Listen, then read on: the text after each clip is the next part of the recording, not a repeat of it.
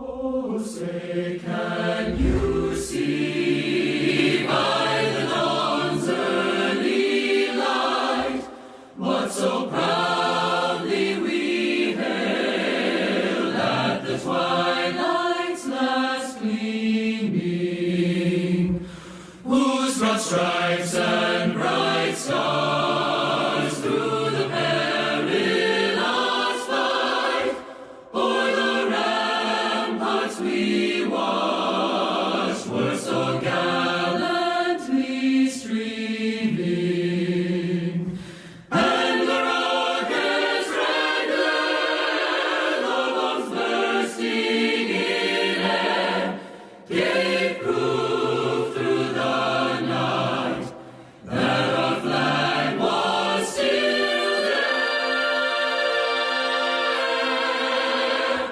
Oh, say does that star-spangled banner yet wave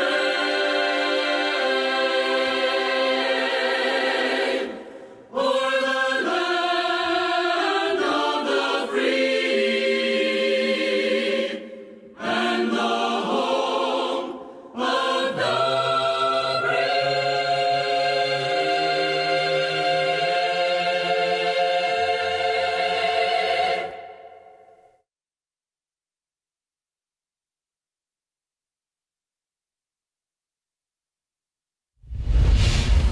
Why am I voting for Donald Trump?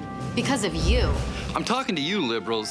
You're the ones doing everything you can to destroy our country. You're the ones who want to destroy our culture, our history, and our heritage. You tear down our statues, you destroy our monuments, and you desecrate our heroes. You encourage and participate in the rioting and the looting and destruction of our cities. You call the protests peaceful, and then turn around and release the violent criminals back onto the streets. All charges dropped. What's wrong with you? All this while defunding our police. You want wide open borders and sanctuary cities for illegal migrants.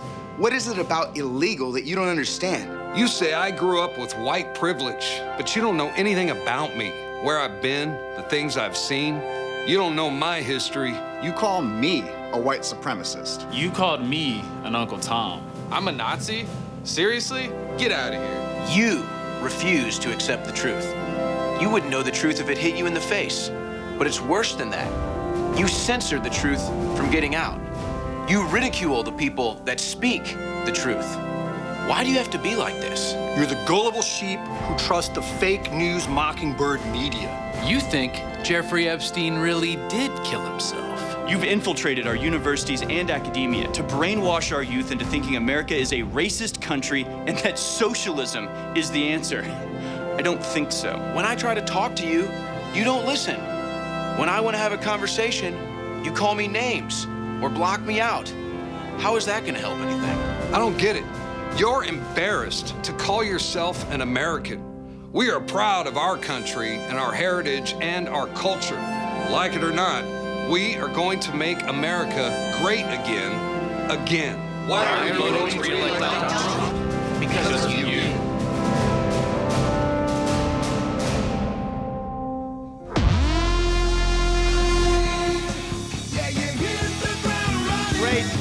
Again. Make America great again. I'm going to add another again. This way I can sell you all an extra hat. It all goes to the campaign. Well, actually, I'm coming from the real Democratic, liberal side. And before I found out about the amazing things that Trump has done for the Black community and the Latino community, no one wanted to hear me. No one wanted to hear me have a different opinion from them. And it was then at that moment that I was like, I can't do this anymore. I can't support an organization that doesn't want to have all sides of a situation. They just want it to be one thing and focusing on one thing, black woman or black man, white police officer. But where's Black Lives Matter for all the kids that are dying in Chicago from gang violence? Where's Black Lives Matter when it's black on black violence? It's just when a white cop shoots a black person. It makes no sense. It's like literally bizarre to me. So I'm so glad that I woke up. I did my research. Trump 2020, I'm a Latina de pura cepa.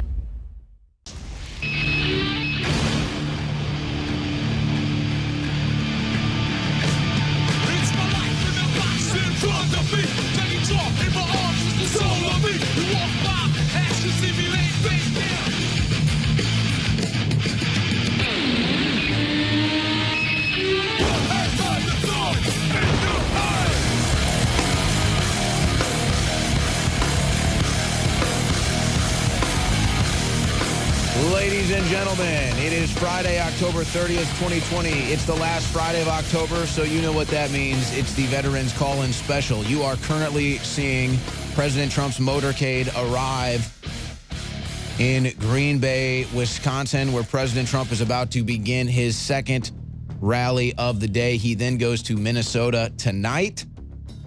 Tens of thousands in attendance. Biden had a very, very low energy event today. Very few people showed up in Des Moines, Iowa, where he's declared America was dead and then blamed COVID. It's very ironic, as he wants to mask forever, as he wants to lock down forever. So we'll be covering that. And of course, it'll be a big demarcation line tonight in Minnesota for President Trump, where the Democrats have said you can only have a crowd of 250 people. Let's see how that goes when 20,000 people show up anyway. And let's see what happens when Biden goes to Minnesota, where Hillary Clinton only won by 40,000 votes in 2016. Minnesota could flip for Donald Trump in 2020. Frank Kavanaugh in studio with me. You're going to be in studio all 3 hours, right? Yes, sir. Yes, sir. Think you can take it? I think I can. Well, I don't know. Maybe, you know, there's no harassing that'll be happening here. So it's pretty easy go. Well, you know, Owen, no Jim Acosta coming through asking you questions. It's like everyone's dream to be able to have 3 hours sitting with you or anyone on any of the shows. No, everyone. Well, if you're an awake, alive person who is tuned into the spirit of what's happening in the world right now, this is it. This is the epicenter right here at InfoWars. So 3 hours is, you know, I'm looking forward to it. It will be a marathon, but it'll go quick, I'm sure. It's the fastest 3 hours on the internet. Not only is, of course, all our guests on the last Friday of the month are veterans. So Frank Lee Roberts is going to be joining us with an announcement, something he's working on in Oklahoma. Some friends of us, of ours, are involved in that. Veterans helping veterans. So Lee Roberts will be joining us. Chad Robichaud, he's been on the show before. He'll be with us in the second hour. All the great veterans programs that he has. And, of course, we'll be talking election as well. Carlos Zapata, who has just had such a whirlwind of popularity since his address to the city council in California, warning them, you better reopen the state or it's going to be hell to pay. He'll be with us in the third hour. Frank, what is the universe telling you right now? The energy I'm getting is that Trump is going to win. America is on the rise. It's slowly even gaining momentum. Neutral Americans are getting kicked into high gear. People are realizing how corrupt it is, and you know that's one of the things about Trump is he's just brought a lot of this corruption to the top, to the top of the visibility horizon here. And so now people are like, this Fauci guy, this Gates guy. I think even Trump supporters are now like, Ray, is he involved with the Bidens? What about Barr and Haspel and all these people? So I'm getting good energy from the universe. America's rising. I think it's inevitable Trump's going to win. I think it's inevitable that this momentum behind Trump, this patriotism is not just going to go away. It's not going to go back to being dormant.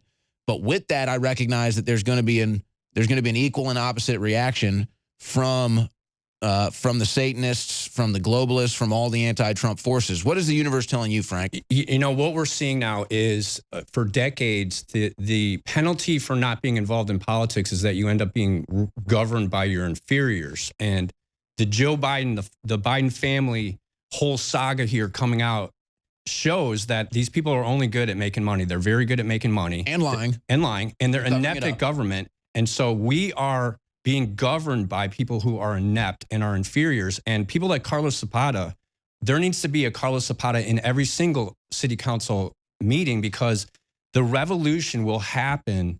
It's already happening. What you're seeing on the screen with the Trump rallies is the revolution that's happening. This is the Antifa taking over Portland for a month. It's happening all over America. And the thing about Americans is we are a very peaceful people, and we are all prepared to do what we need to do. And this is our last effort, our last peaceful thing is coming out. This is our peaceful protest, really saying the next time we come out, we're not going to be so peaceful. And I am very happy, Owen. I call it the Great Awakening because the globalists have now shown themselves to everyone. And it's our duty as patriots to seize the reins of their organization, of their global vice of lies that connects us all, and refill it with the correct information, the information of light, of happiness, of individuality, that they have put it all there, the globalism, to control us. And all we have to do, our duty now, is to not be violent, but to seize control of basically their tools. So I'm very happy. I'm very happy. The fact that, again, people like Carlos Zapata are going and caring. We all are doing that now. And when the revolution happens, it's going to happen so quickly that I'm here in Austin today. It's the first time I traveled with the masks. I had to wear it on a plane. Every store I'm going into, I'm not wearing a mask. Everyone's wearing masks. People are wearing masks outside. I couldn't believe it.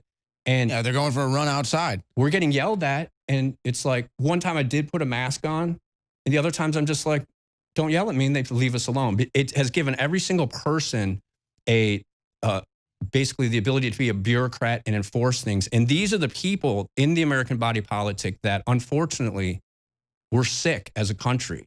And I think the only way that we're going to be able to fix ourselves and be healthy is we have to vomit this out, basically. And that is what the revolution is going to be. Hopefully, 100% hopefully, I don't want it to be violent. It's that we've built up everything in arms. It's a deterrent.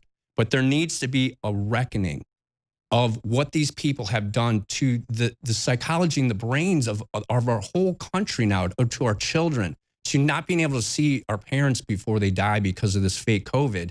And I can't believe I'm saying this, but they've always said, we want Trump out, and then we're going to come for his supporters. And it's, in fact, the other way, where we want the Bidens of our government, all of these people, all the career politicians out. And unfortunately, we're going to come for their supporters too. But we have to do it in a benevolent way, where we have the spirit of light and forgiveness and say, hey, we're all American. And this is what makes America great, is after the Civil War, we all forgave each other. And that's what I want us to do, because that's what makes us happy, because we have that opportunity. How do we come out of this, right? I mean, how do we come out of this crazed, polarized, dual reality world where they think Trump is Biden and we know Biden is Biden? Someone has to stop. Someone has to turn the other cheek, basically, and stop eye for eyeing. And we've already been doing it. So we just have to take it a little bit further and be firm, but don't take it to where we have to strike back and hurt them. Because what you're looking at is, well, we're going to go to the polls. That's our big punch. That's our big middle finger. We're looking at emotionally and spiritually retarded people who, it's not necessarily their fault. They've been programmed that by the globalists through the schools, through the media, through sports, through everything, to not understand, not be in touch with God, not be in touch with the spirit of light. And so since we need to show them how to do that. Well, and that's what's so crazy, because it sounds so ridiculous, right? You're talking about brainwashing. You're talking about, collectivism in brainwashing, that whole paradigm. But it's real. I mean, just look at this. When you have people will get more upset at you for not putting on a mask, they'll come after you like that's the worst crime you could ever commit, than raging mobs, politicized mobs in the streets, looting and arson and murdering people, or even just the blatant theft. I mean, I wish, I guess, I was a financial criminal conspiracist like Joe Biden and could make hundreds of millions of dollars. He's got his brother as a rat hole. He's got his son as a mule. I mean, this is like Wolf of Wall Street. We were joking before the show about Wolf of Wall Street. Joe Biden is like the Wolf of Wall Street. He's got rat holes and mules, and he's taking all the money. But, here's the thing that we have to understand is, as Americans, the Creedence Clearwater Revival put out that song about the senator's son. It's like 40 4 years ago. There's multiple Hunter Bidens, Paul Pelosi, you know. Oh yeah, Pelosi. And we have to push them all out and fill that. We have to all get involved in politics. Everyone listening to this. This is the year I think that demarcation line is drawn. All right, President Trump is live. It's the Veterans Calling Special. We'll open up the phone lines coming up soon. Trump has about 10,000, 15,000 today. Harris and Biden could barely get 100. It's really pathetic. You never even know what you got for Trump anymore. We got a group of, this is Vietnamese for Trump here. No, they're not doing a,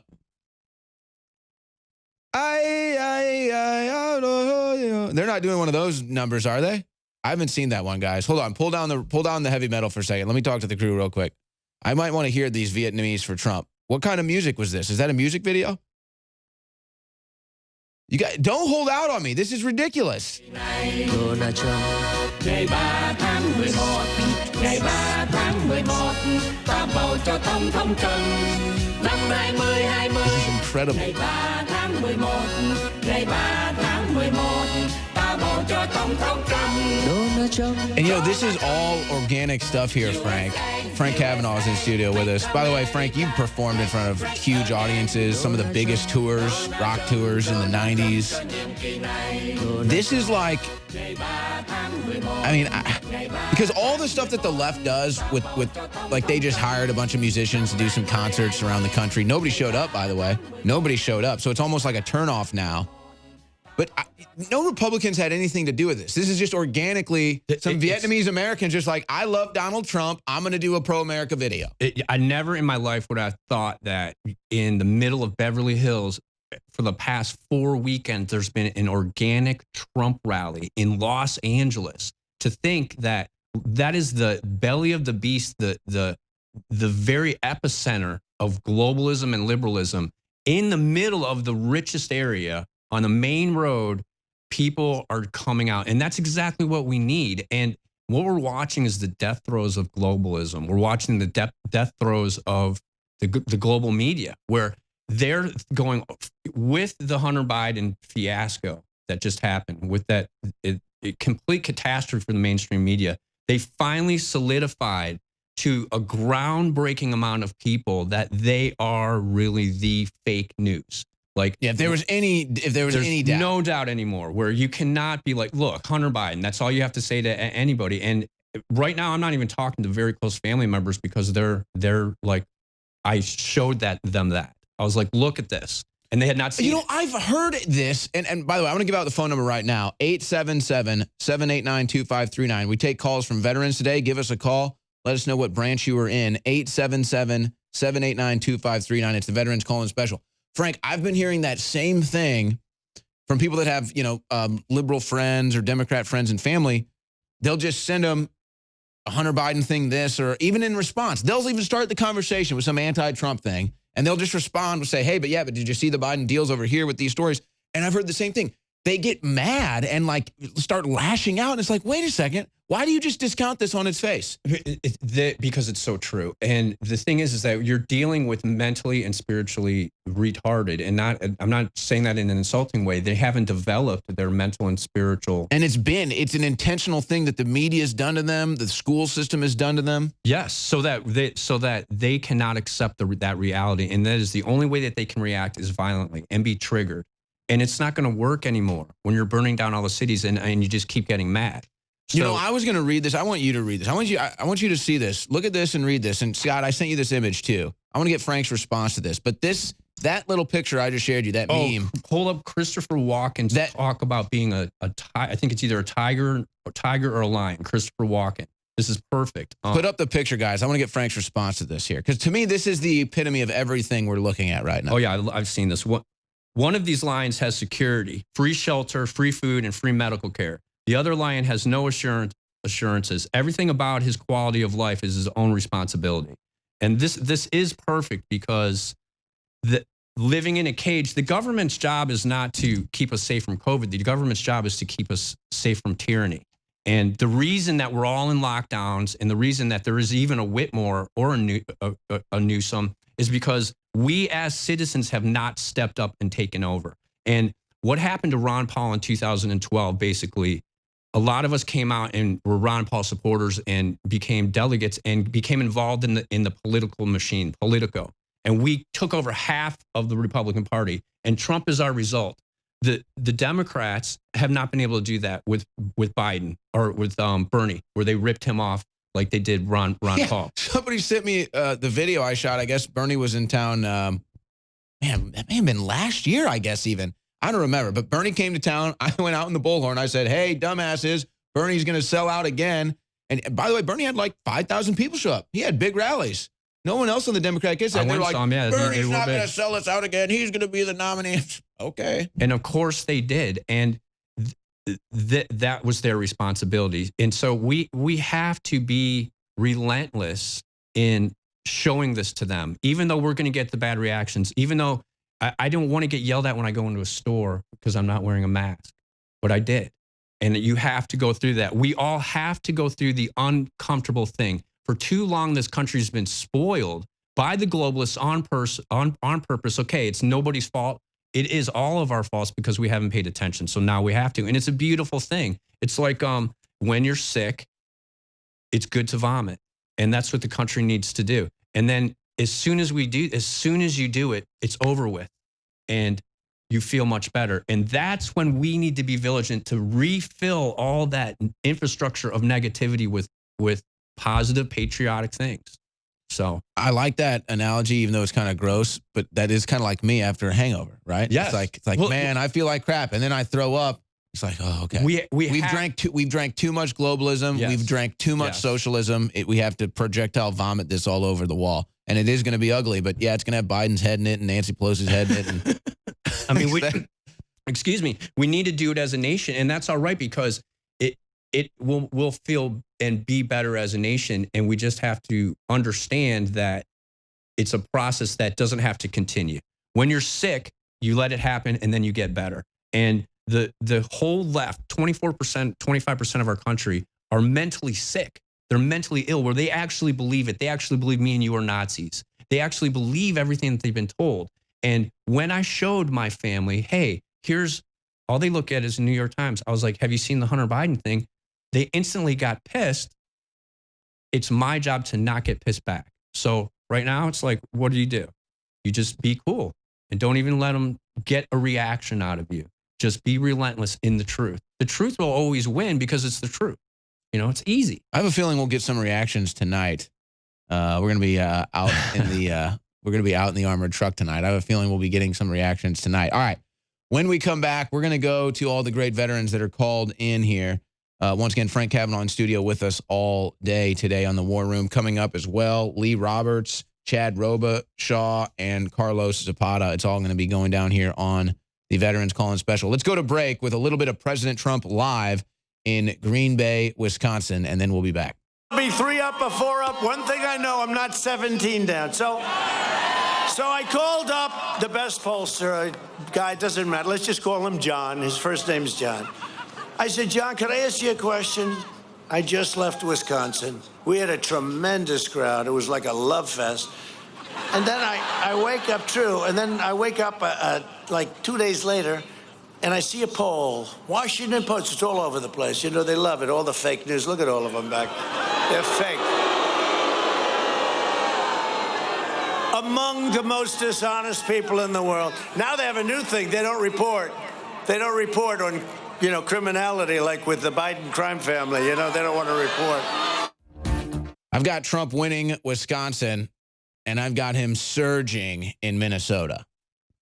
So watch out. I'm telling you, I think tonight in Minnesota is going to be an interesting event where they tell President Trump, well, you can only have 250 in this location because of COVID.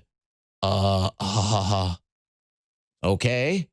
Well, what happens when 10,000 people show up and rip down the barricades? Not known for Trump supporters to do that, but you never know what they might do to see the commander-in-chief. But the president is live right now. We're monitoring that. We've got Frank Kavanaugh in studio. We have had just a short little audible here. Carlos Zapata is going to be joining us at 4 now, and we're going to have Chad Robichaud on at 5. I want to go out to the phone lines now, though. We're going to start with Church in Fort Collins, Colorado, U.S. Army veteran. Church, go ahead. Church. No, my name's George. Okay, well, you know what? Sometimes the call screener gets a little confused. They've had a lot of Halloween candy. So, George, Yeah, go ahead. sorry.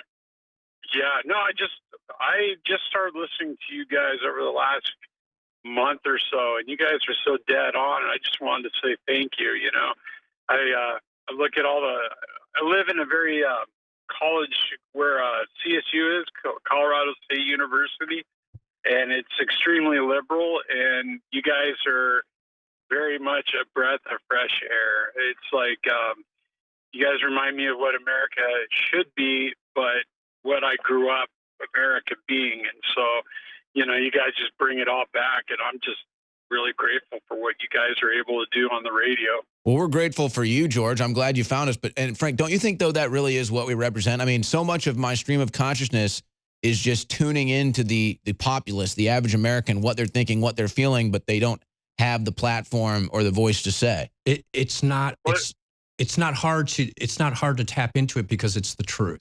And what InfoWars is now, and what InfoWars is the leader of, and all these other little podcasters from Gavin McInnes, everyone else, is basically what happened in the Revolutionary War is they would print 5-page, 12-page pamphlets, Common Sense by by Locke, and they would pass it out.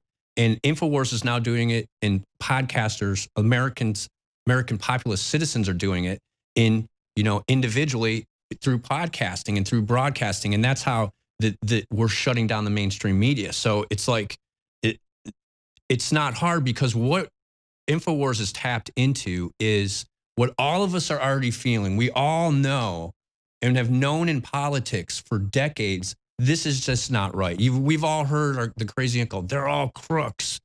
And that's just like I said at the beginning of the show, where 30 years ago, Creedence Clearwater Revival wrote a song about the fortunate senator's son. And now they can't keep that locked down anymore. And it's because of InfoWars. And it's basically citizen soldiers in the InfoWar, where the information is the bullets. And you have to stand up to it. And InfoWars has. And it's now that it is here, this great entity is here, we have to, and InfoWars already is, in a huge sense, controlling the narrative. InfoWars already controls the narrative right now, because nothing that they can try to pull over our heads will work anymore, because the Streisand effect has worked with InfoWars as well. Well, and that's why I wanted to ask George. George, I'm sure you've been tuned in long enough to know how banned and censored we are. That's them taking away our guns, basically, coming for our guns to fire our ammunition of information. But George, how did you find out about us? Well, I was in an accident and I broke my neck, and I didn't know I had a broken neck. And some time went by, and I had surgery, and I had a spinal fusion. And so what happened is I had 3 months to sit on my backside, and I was kind of sick of what was on the radio, and I found you guys. I found Alex Jones, and at first I was kind of skeptical of some of the things I was hearing, and then I started, okay, I'm going to take these guys to task, and I started doing my research, and lo and behold, you guys speak the truth, and a lot of wool's been pulled over a lot of people's eyes, and it's sickening, and I deleted all my Facebook account and all my other social media accounts because I had no voice and I was being censored. And, it's like, where am I going to find my voice? And you guys are definitely speaking for me. So, well, God bless you. God bless you, George. And I mean, back surgery is no joke. So you're up and walking, though? You're strong? Yeah, I'm strong. Oof. I got the clearance to go back to work, and I've been working. Can you get on? Can they get you on the golf course? Can you hit the links? Well, I never tried golf, but hell, if I can use it, maybe throw a grenade, I'm sure I can. I like the gusto. Back surgery and just go right for it all. Well, George, God bless you. I'm glad you found us. I hope you continue to listen. Try out the DNA Force Plus, by the way, at InfoWarsStore.com for your back pain. May help with that. There may be some even reviews on there about people who've had back pain and back surgeries, and the DNA Force Plus helped them. So, George, thank you so much for the call. By the way, do Do I see Michael Graves? It looks like Graves. Hold on. Is that Michael Graves I see back there hanging out? Hey, you better be careful with that guy to your left. He's known to sabotage the war room. He may be an undercover commie. That's a Biden supporter. I'm just saying. We're just warning you. All right, let's go back out to the great veterans on the phone lines. Joe, Air Force veteran in California. Joe, go ahead. Hello. Hi, Joe. Oh, wow. I actually got on. Thanks for taking my call, guys. Thank you for calling. Well, you know, I wanted to say two things. First thing, Nancy Pelosi with the Jolly Rancher candies in her mouth all the time. I don't know what's up with that. She's got the dentures, man. Yeah, she's got something going on. I would just like to say, what are you going to do when 50 million Americans come at you from all sides? I would suggest for them to just ride off into the sunset with all their stolen loot, but they can't go away. They're controlled opposition. Yeah, that's, you know, I mean, yeah, please go away. Now, the second thing I'd like to mention is Georgie Schwartz, also known as George Soros, changed his name. His father changed his name to Soros in 1936 to escape the Nazi invasion. And we all know how that went for him. Look up his name in the Greek lexicon, 4673. You can use a Strong's Concordance. It's an urn or receptacle for keeping the bones of the dead, a coffin, the funeral couch or bier on which the Jews carried their dead forth to burial. So, I mean, you can't get any stranger than that. So his name was basically like dead Jew coffin? Is that what you're saying? Yeah, it's a bier. It's an urn or receptacle for keeping the bones of the dead, a coffin. The funeral couch or bier on which the Jews carried their dead forth to burial. And you can see this is where Jesus, you can look at Luke chapter 7, verse 14 to kind of get a little bit of idea of what I'm talking about there. But in the Greek, that's what Soros means. Now, why his father picked that name, God works in mysterious ways. Well, and I'm sure he picked that for a reason. Yeah, I'm sure it's not a coincidence. But, you know, here's what's amazing, Joe. I'm not doubting your information here, but it's like, I mean, it's not even debated. George Soros funds all the leftist crap. He funds BLM, Antifa. I mean, every movement under the sun that's liberal, George Soros is funding it. They end up going out and burning down, you know, buildings and rioting and looting. It's like people won't even accept that, Joe. They won't even accept that reality. For you Christians out there, if you want to look it up, I mean, you could look up the Greek word 4673, Soros. You know, do your homework. It's just very bizarre. It kind of reminds me of a whited sepulcher. You know, sharpen up out there. But you guys are doing a great job. All of your products, I mean, it changed my life. I started with the water filters, with the vitamin mineral fusion and the iodine. Changed my life. So if you guys aren't buying the products, you're crazy. Well, God bless you, Joe. Thank you so much for the kind words and the plug there for InfoWarsStore.com. I think that's the bio-PCA is why my hair's out of control. You know, that's also like, that's why, that's a Streisand effect too. 2, 1, that's the clock. All right, I got a new toy here. This is just now available at InfoWarsStore.com. It's the Alex Jones Cube. And I'm putting the finishing touches here. I hope I don't blow this. I was never the most arts and crafts type of person here, but I'm putting the finishing touches on my Trump cube right now. I'm also a perfectionist, so I'm probably not even going to even be able to commit to put this tape on there. I just got to do it. Just got to go in for it. Got to do it, dude. You know what I mean? Hold the trigger. There it is. There it is. There's my Trump cube right there. See that? Now you can put this on your desk and trigger a liberal in your office, because we know that's fun to do.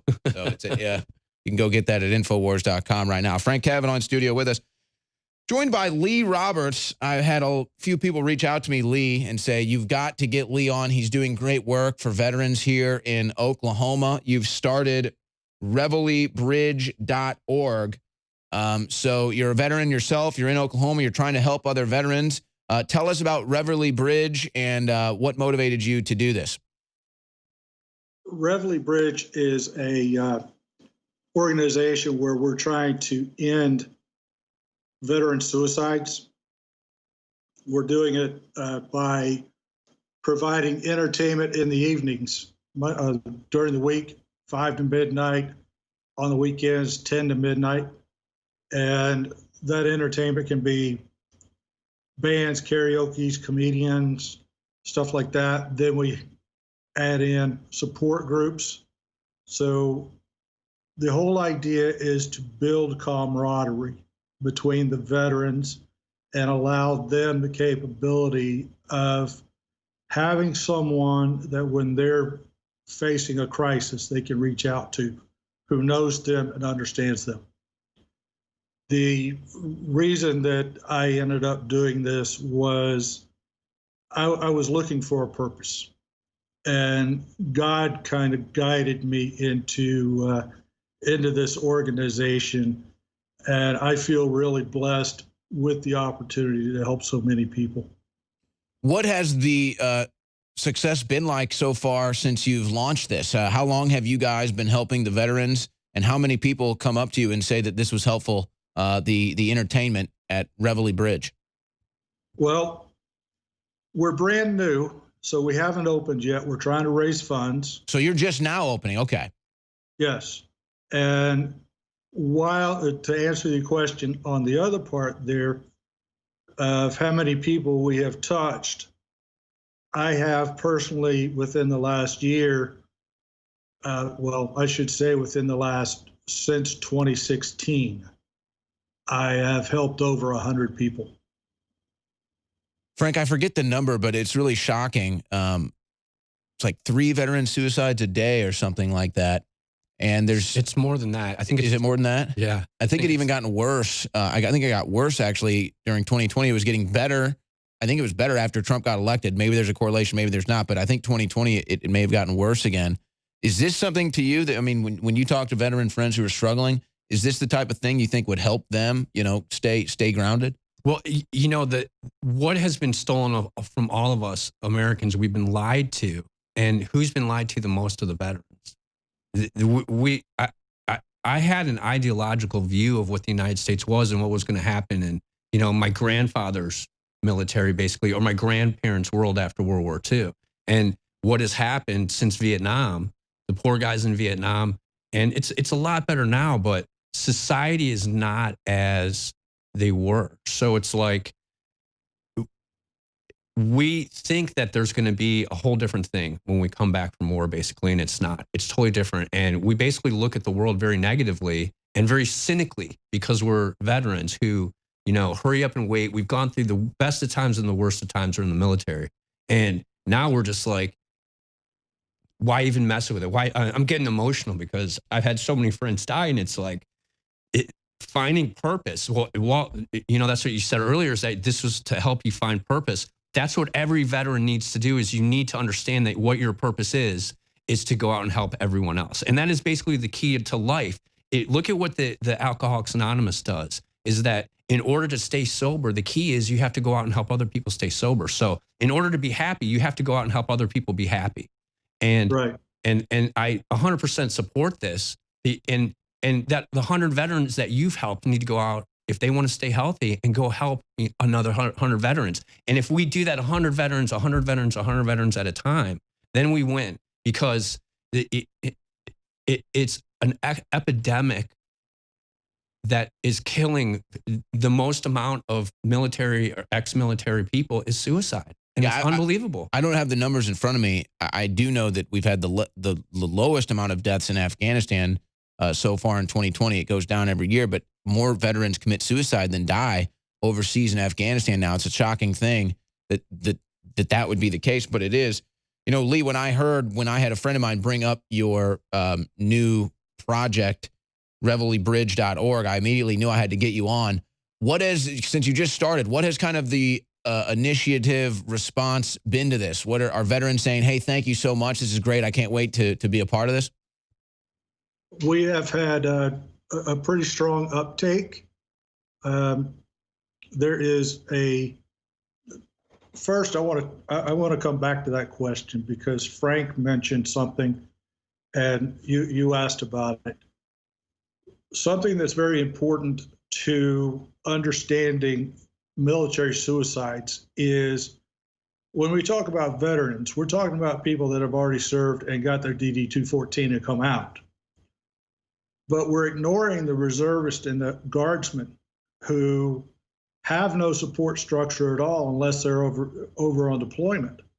So those are very high with their suicides. Active duty is on the uptick as well. So when people say 22, that's what the VA says.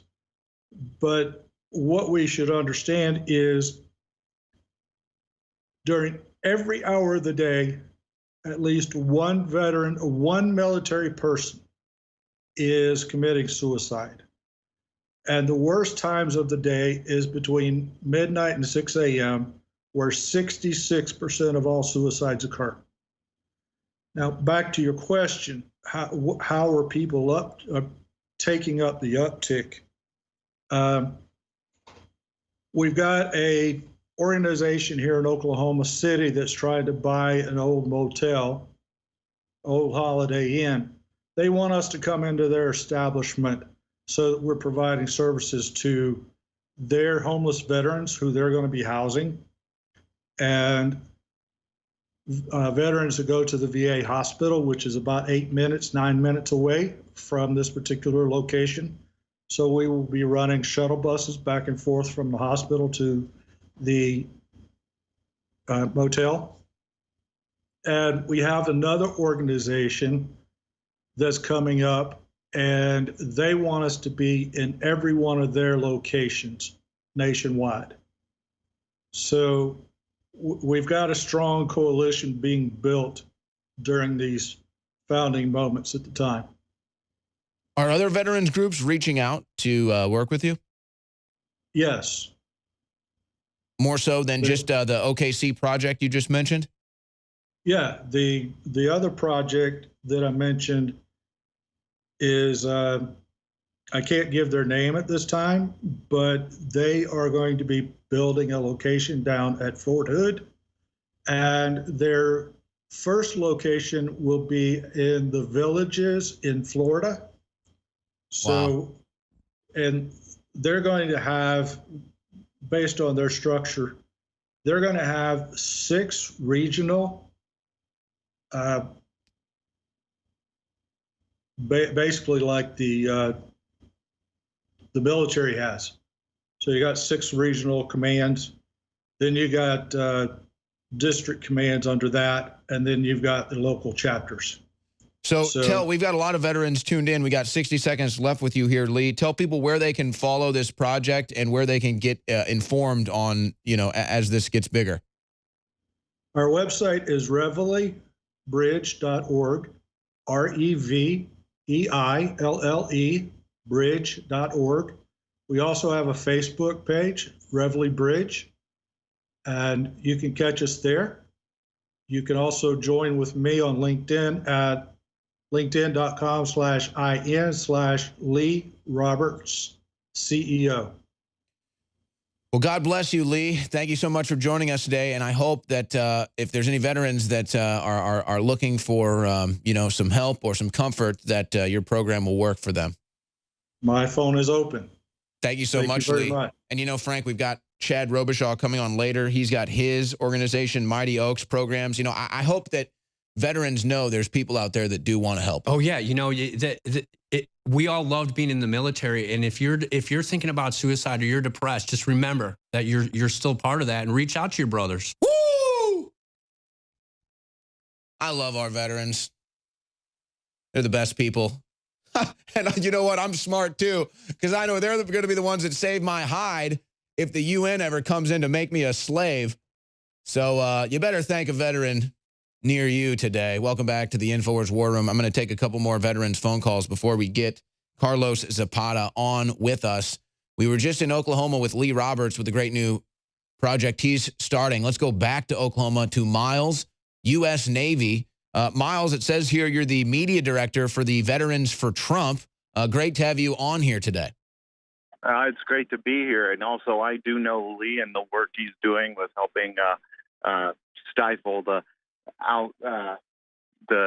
veteran suicide. In fact, I got out of the Navy in April this year, and for the last almost 4 years, I worked specifically in mental health and substance abuse. So that has a close place in my heart in ending veteran suicide. And the number right now is actually 22 veterans committing suicide each day. So it's a national disgrace. Can you imagine if Walmart had that amount of individuals committing suicide every day? There'd be committee meeting after committee meeting on Capitol Hill. No, if any industry or organization had something like that, it'd be red flags everywhere. But I guess we've just come to accept it with our veterans. It should be the exact opposite. Miles, I do have to ask, though, as the media director for Veterans for Trump, what is activity like right now for you guys? I mean, I've got to assume. Heavily censored. Oh, okay. Talk about that. I was going to say, I would expect you guys to be overwhelmed with support right now, but I guess the censorship may be stopping that. Well, we're the largest grassroots organization of veterans that are organized, and individuals like Major Ed Polito, General Bulldog, Admiral Kubik are all part of our organization. And I came on board, about a month ago, and we put together a commercial. Actually, you go to veteransfordonaldtrump.com and watch it. But we've been pushing it out, and it's just amazing. Facebook, Twitter, YouTube, stifling our outreach. And, we're just talking about why we support, our great President Trump. What, not to mention all the great accomplishments he's had with the VA and accountability. And there's a lot more work to be done. And so is my work with Vets for Trump is really to bring us all around the same focus of not only, coming off of our national mission, but then refocusing them on a grassroots level to retake our smaller level government seats, our municipalities, our school boards, and giving them a macro level national mission, if you will. What's currently on the agenda for Vets for Trump with 3 days left till the election? Is to help President Trump get reelected. I mean, we've got people out in here in Oklahoma. We have people out in South Florida. We've got people in Virginia. We've got people all over the United States really, really pushing to get out the vote for President Trump. That is our agenda right now. Has there ever been a movement like this in the veteran community to mobilize the vote for any candidate? Not that I can see. I see a lot of veteran organizations, and not to discredit any veteran organization, but it seems to me a lot of these veteran organizations, that were founded 40, 50 years ago have been designed to fail. And we need to refocus our military. The fact that we train individuals to become subject matter experts and help veterans come together, like what Lee's doing with Reveille Bridge and camaraderie, is I don't think there's been any kind of organization. But the great thing about Veterans for Donald Trump is... Hey, you know what? I got 10 seconds to a break. Is there a website you want to mention here before we let you go? VeteransForDonaldTrump.com. We're not just for veterans. We're for anyone who wants to keep America safe, first responders included. All right, there you go. We have Carlos Zapata, 60 seconds away. I kind of like the Veterans Call-In Show the best because, there's a certain weight when a talk show host says something, or maybe somebody says something at city council or says something on the radio or calls into a show. But the veterans have a certain level of respect. They've put their blood, they put their skin in the game. There's a little added weight to that. So when I have the phone lines loaded with veterans calling in, it really is just an incredible honor. And I want to get to all of your calls. So if you are on hold, just be patient with us. We will get you through today. Frank Cavanaugh in studio with us. We're into the second hour now. Carlos Zapata joins me from California. Carlos, you've really wow, how popular you've gotten in the last 6 months or so since your speech there at City Council. But I want to start with this. The support for Trump in California is unlike anything I've ever seen for any candidate. Honestly, even Obama, I don't remember getting these kinds of I mean, rallies and boat parades and car parades and truck parades. I mean, even in California, I didn't really see that. I don't expect California to go Trump, but I mean, talk about what you're seeing in California in support for Trump, or in general, maybe just the shift, the intellectual shift away from liberalism and socialism that the governor there is, impacting California with. You know, Owen, thanks for having me on. And that's a great question. And I have a lot to say about this because I'm still looking for the Biden voters out here, you know. I mean, you drive down the street around where we live and it's Trump 2020 flags. It's, pickup trucks and cars with Trump stickers on them and flags waving. It's rallies. It's people gathering to support and make sure that we elect President Trump again for another 4 years. And I think that the cause of this, what's at the root of this movement, is the fact that Californians are so fed up with what we're seeing in our state. I mean, we've never had a gun to our head or been backed into a corner the way that we have been over the last 7-8 months through this whole COVID hoax. And our governor has used this pandemic as a most draconian measure to control the people in his state with.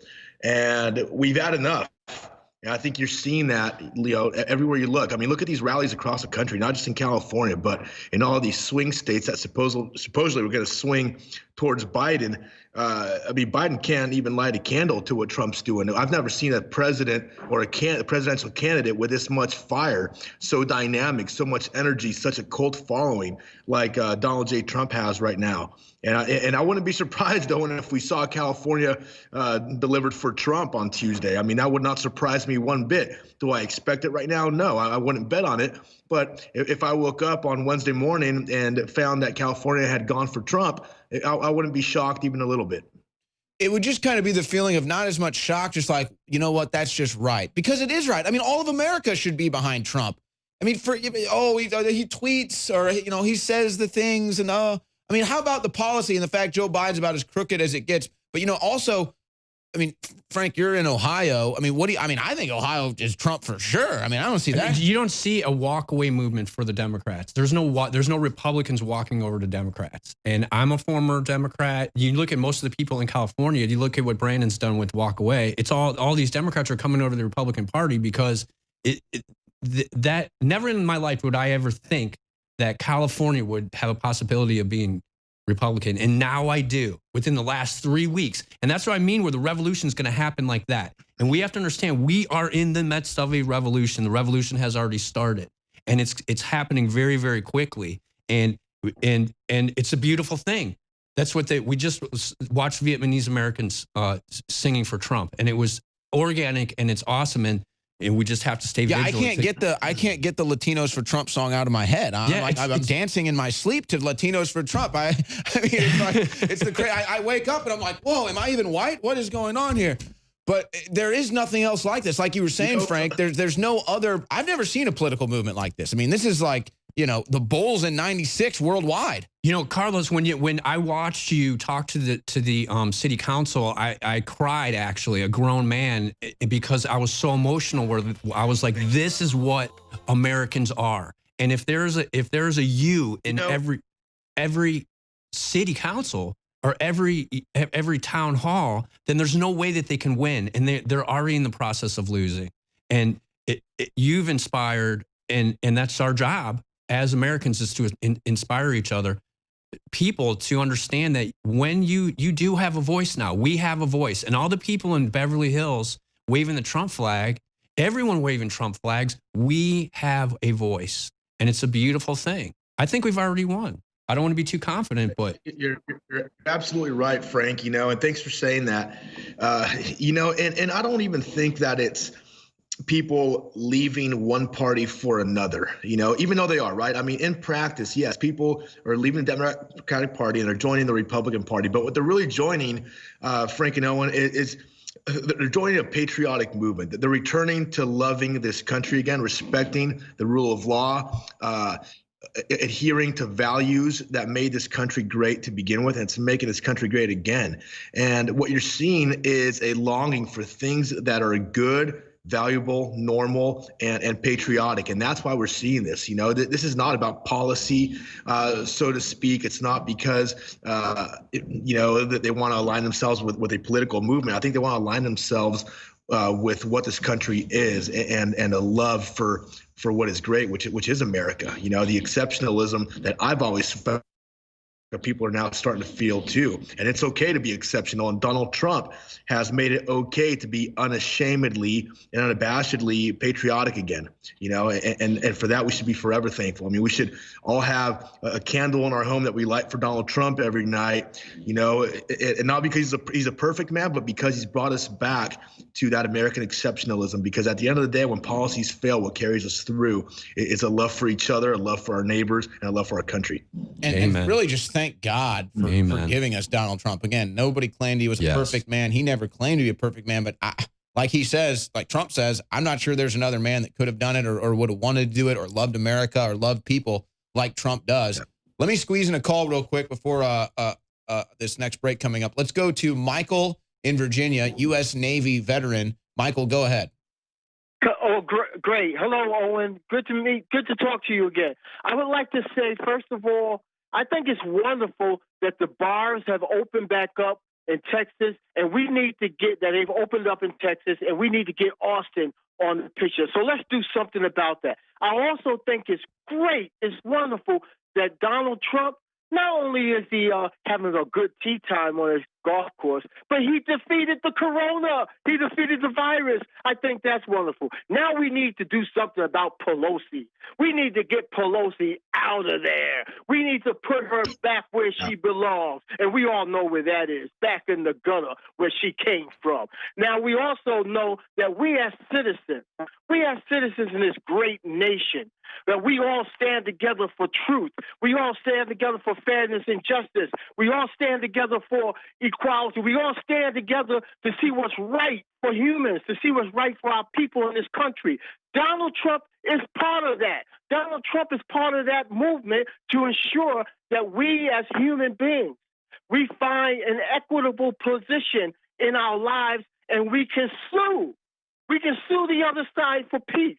We can demand justice. We can demand the fair treatment that we all so much deserve.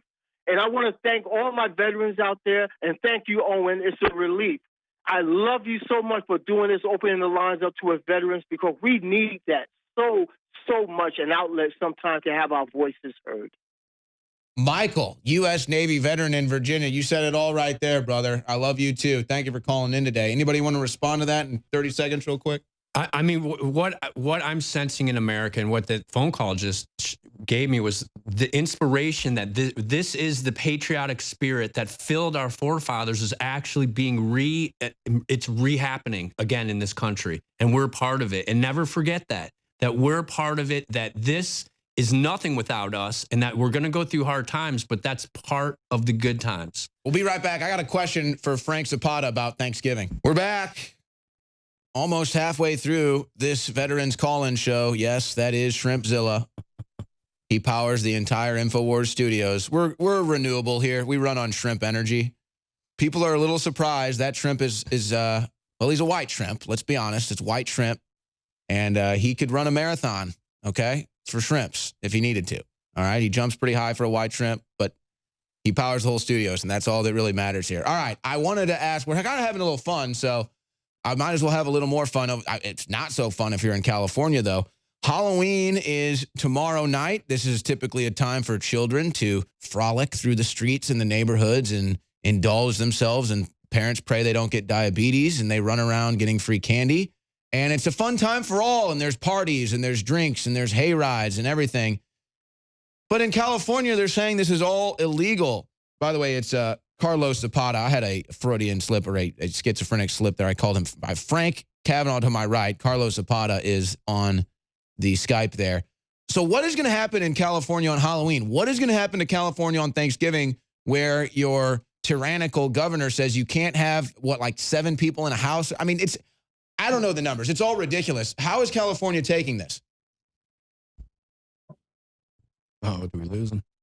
You know, I don't For me and my family, we don't answer to the governor. We answer to God. You know, when we sit down at a table to give thanks, we give thanks to God for everything that He's given us in our lives. So the governor can tell me what he wants. I was reading the outline for what he's proposing, and he even went so far as to tell us that you can have live music at your gatherings, but you cannot have any horned instruments. Think about that for a second.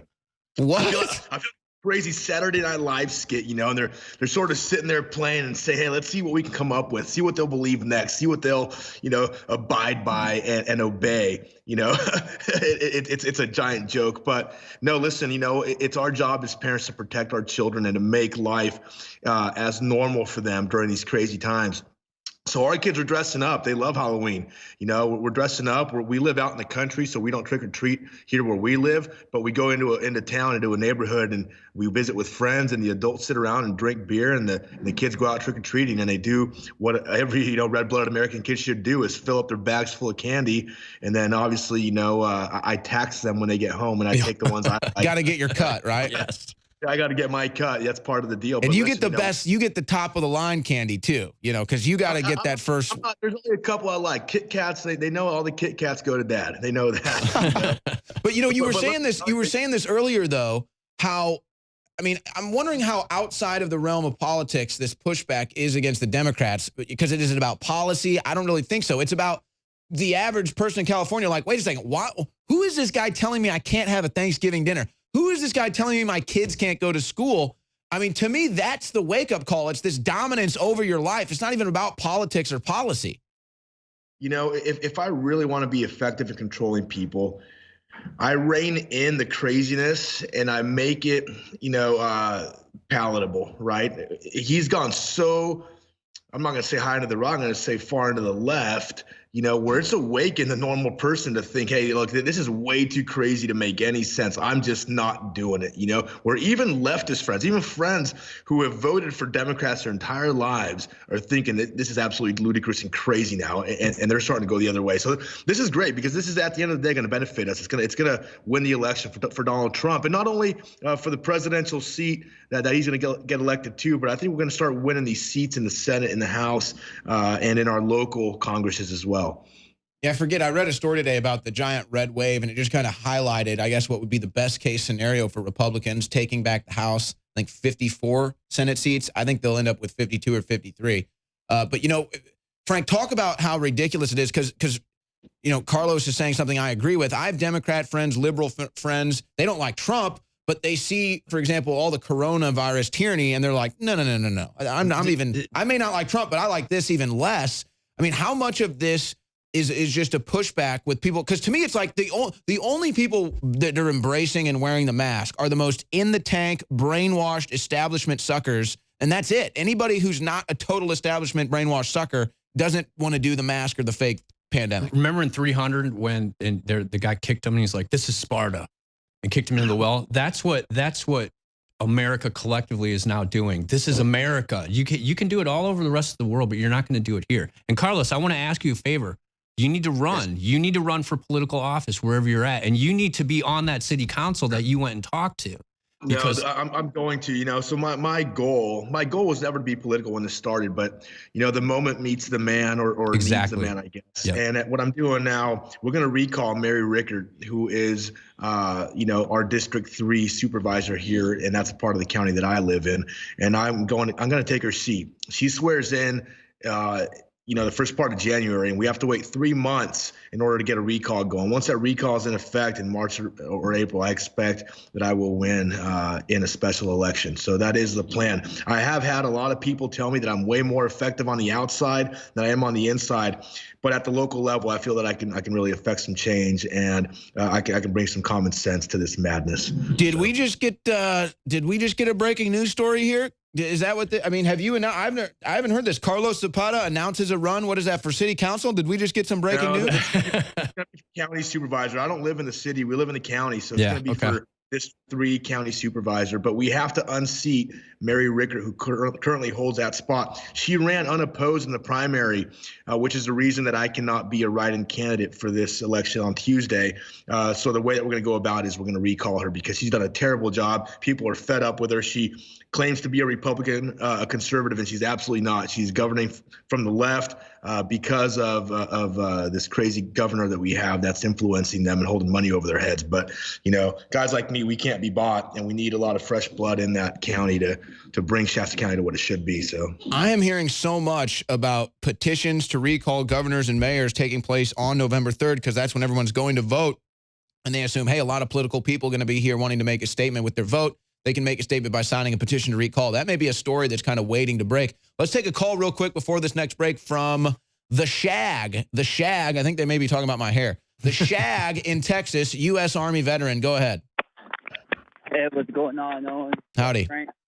Hey, Shag. How's it going, guys? Hey, man, I just want to tell you that I freaking love everything that y'all do. I'm going to keep listening. I've started listening to InfoWars whenever Alex Jones got banned. I was like, why is this guy getting banned? And then I got the red pill. So, yep. But, yeah, no, guys, I just wanted to plug in for all of y'all's products. I got the water filter, the Lexapure, and I thought it was great. But, yeah, I wanted to plug in my band real quick. We're called Thorns and Thistles. And we're currently recording an EP. I'm going to be putting it out there, and pretty red-blooded. I'm an Army vet, so, I mean, yeah, I definitely got that. Are there other vets in your band with you? I'm the only one. I'm kind of like the rebel of the bunch. But and what is it you said? Thorns and Thistles? Yeah, that's what we're called. Yeah, but we got I think there's only like an Instagram page you could find, but for the most part, I'm excited on what that's going to come from because I carry a lot of like my faith with me, but it's not like it's completely just. Well, I'm going to tell you, we got 10 seconds, but real quick, the battle to win back culture from the left is going to be an uphill battle, but it is possible, and the only way to win it is to fight. So start your band and just keep making music, man. Oh, what's that? That's the Biden-Harris bus. Tried to do a tour through Texas and got surrounded. Folks, if you're listening here, it's the Biden-Harris bus, and there's about 20 Trump train cars behind it. And that was pretty much the story of the Biden-Harris bus tour in Texas. Everywhere they went, more Trump supporters showed up. They followed the bus all around Texas. They waved their flags. It really is just the epitome of what's happening right now in this election. But if you want to know what the epitome of Joe Biden is, this may be the greatest Joe Biden gaffe of his campaign. I know, folks, you're thinking here, no way. He farted on live television twice. He forgets where he is. He forgets who he's running against. He forgets what he's running for. He bites his wife's finger. He grabs children's crotches. I mean, it is Halloween. It's kind of scary, but it's true. But, folks, perhaps the greatest Biden gaffe yet was just committed in Des Moines, Iowa today. Now, let's see. I'm going to ask Carlos and Frank. Maybe they can decipher this for me. I'm at a loss. What is Joe Biden saying? Not a whole lot. Wait, hold on. Wait. Hold on, guys. We got to get the audio for this. Wait, let's start this over. Guys, I need the audio from clip 11. Here, what does Joe Biden say? Here we go.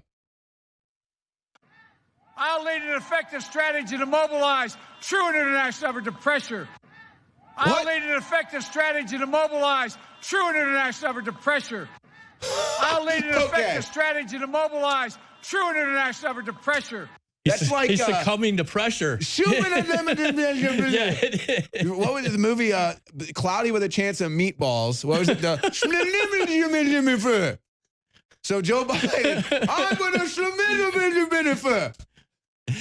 If the guy wasn't trying to be my president, I'd have a hard time laughing at him. You know, he's a senile old man that has zero business trying to run this country. I mean, this is a big boy game, and he's clearly in over his head. I mean, I feel bad for the guy in a sense. You know, holy smoke. Yeah. I was just saying that to Owen during the break that I feel bad for I kind of feel bad for Hunter Biden. I think he's going to commit suicide. I feel bad for Joe Biden, but I don't then because they have ripped off this country, sold us down the river, taken all of our money. We have to always remember that the reason that they have so much money is because they stole it from us. And they stole it from us, not not like literally from our pockets, but from our families, from our kids and our grandkids, by selling our jobs, by selling out what America, why it was so strong.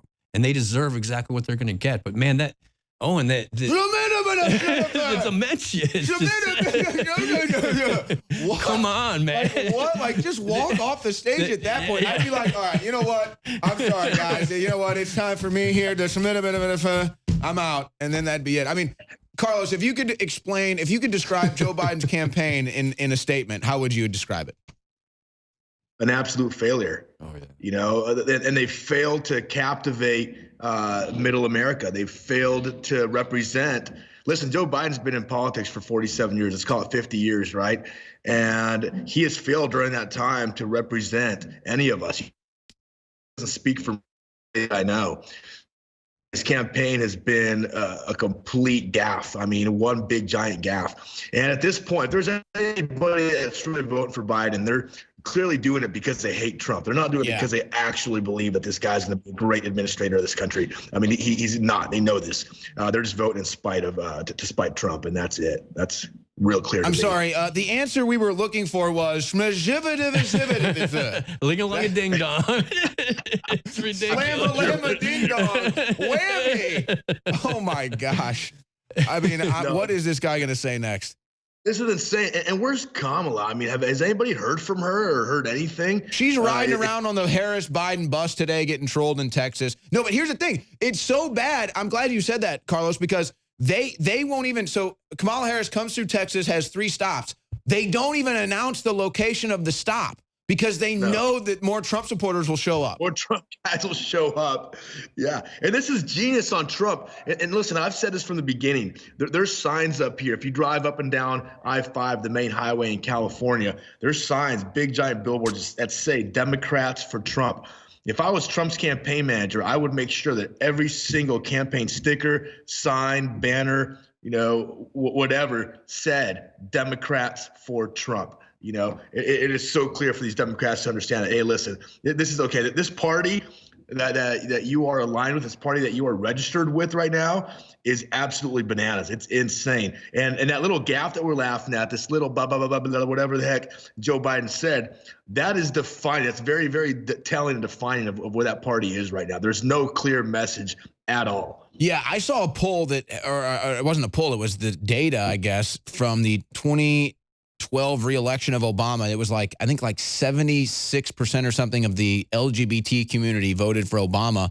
The gay pride hat on DonaldJTrump.com is sold out. I can't even get it. So, I mean, I don't know if that split. There's a huge gay community in California, in Palm Springs, let's say, right? Palm Springs, I think it is actually the gay capital of the world. I mean, there's more gay people in that town than anywhere else I've ever been. And I love to go there. I love the food there. I love the culture there. It's a beautiful town in the desert. If you've never been, you should go.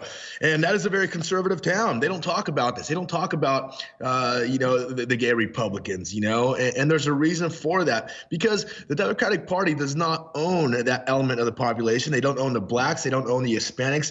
They don't own any of these factions that they used to. They used to be able to stake claim to people. If you were not a white American, they had their hooks into you. And these hooks have come out over the last 8 months to a year now, where people are realizing that, you know what, I'm not going to be owned by anybody.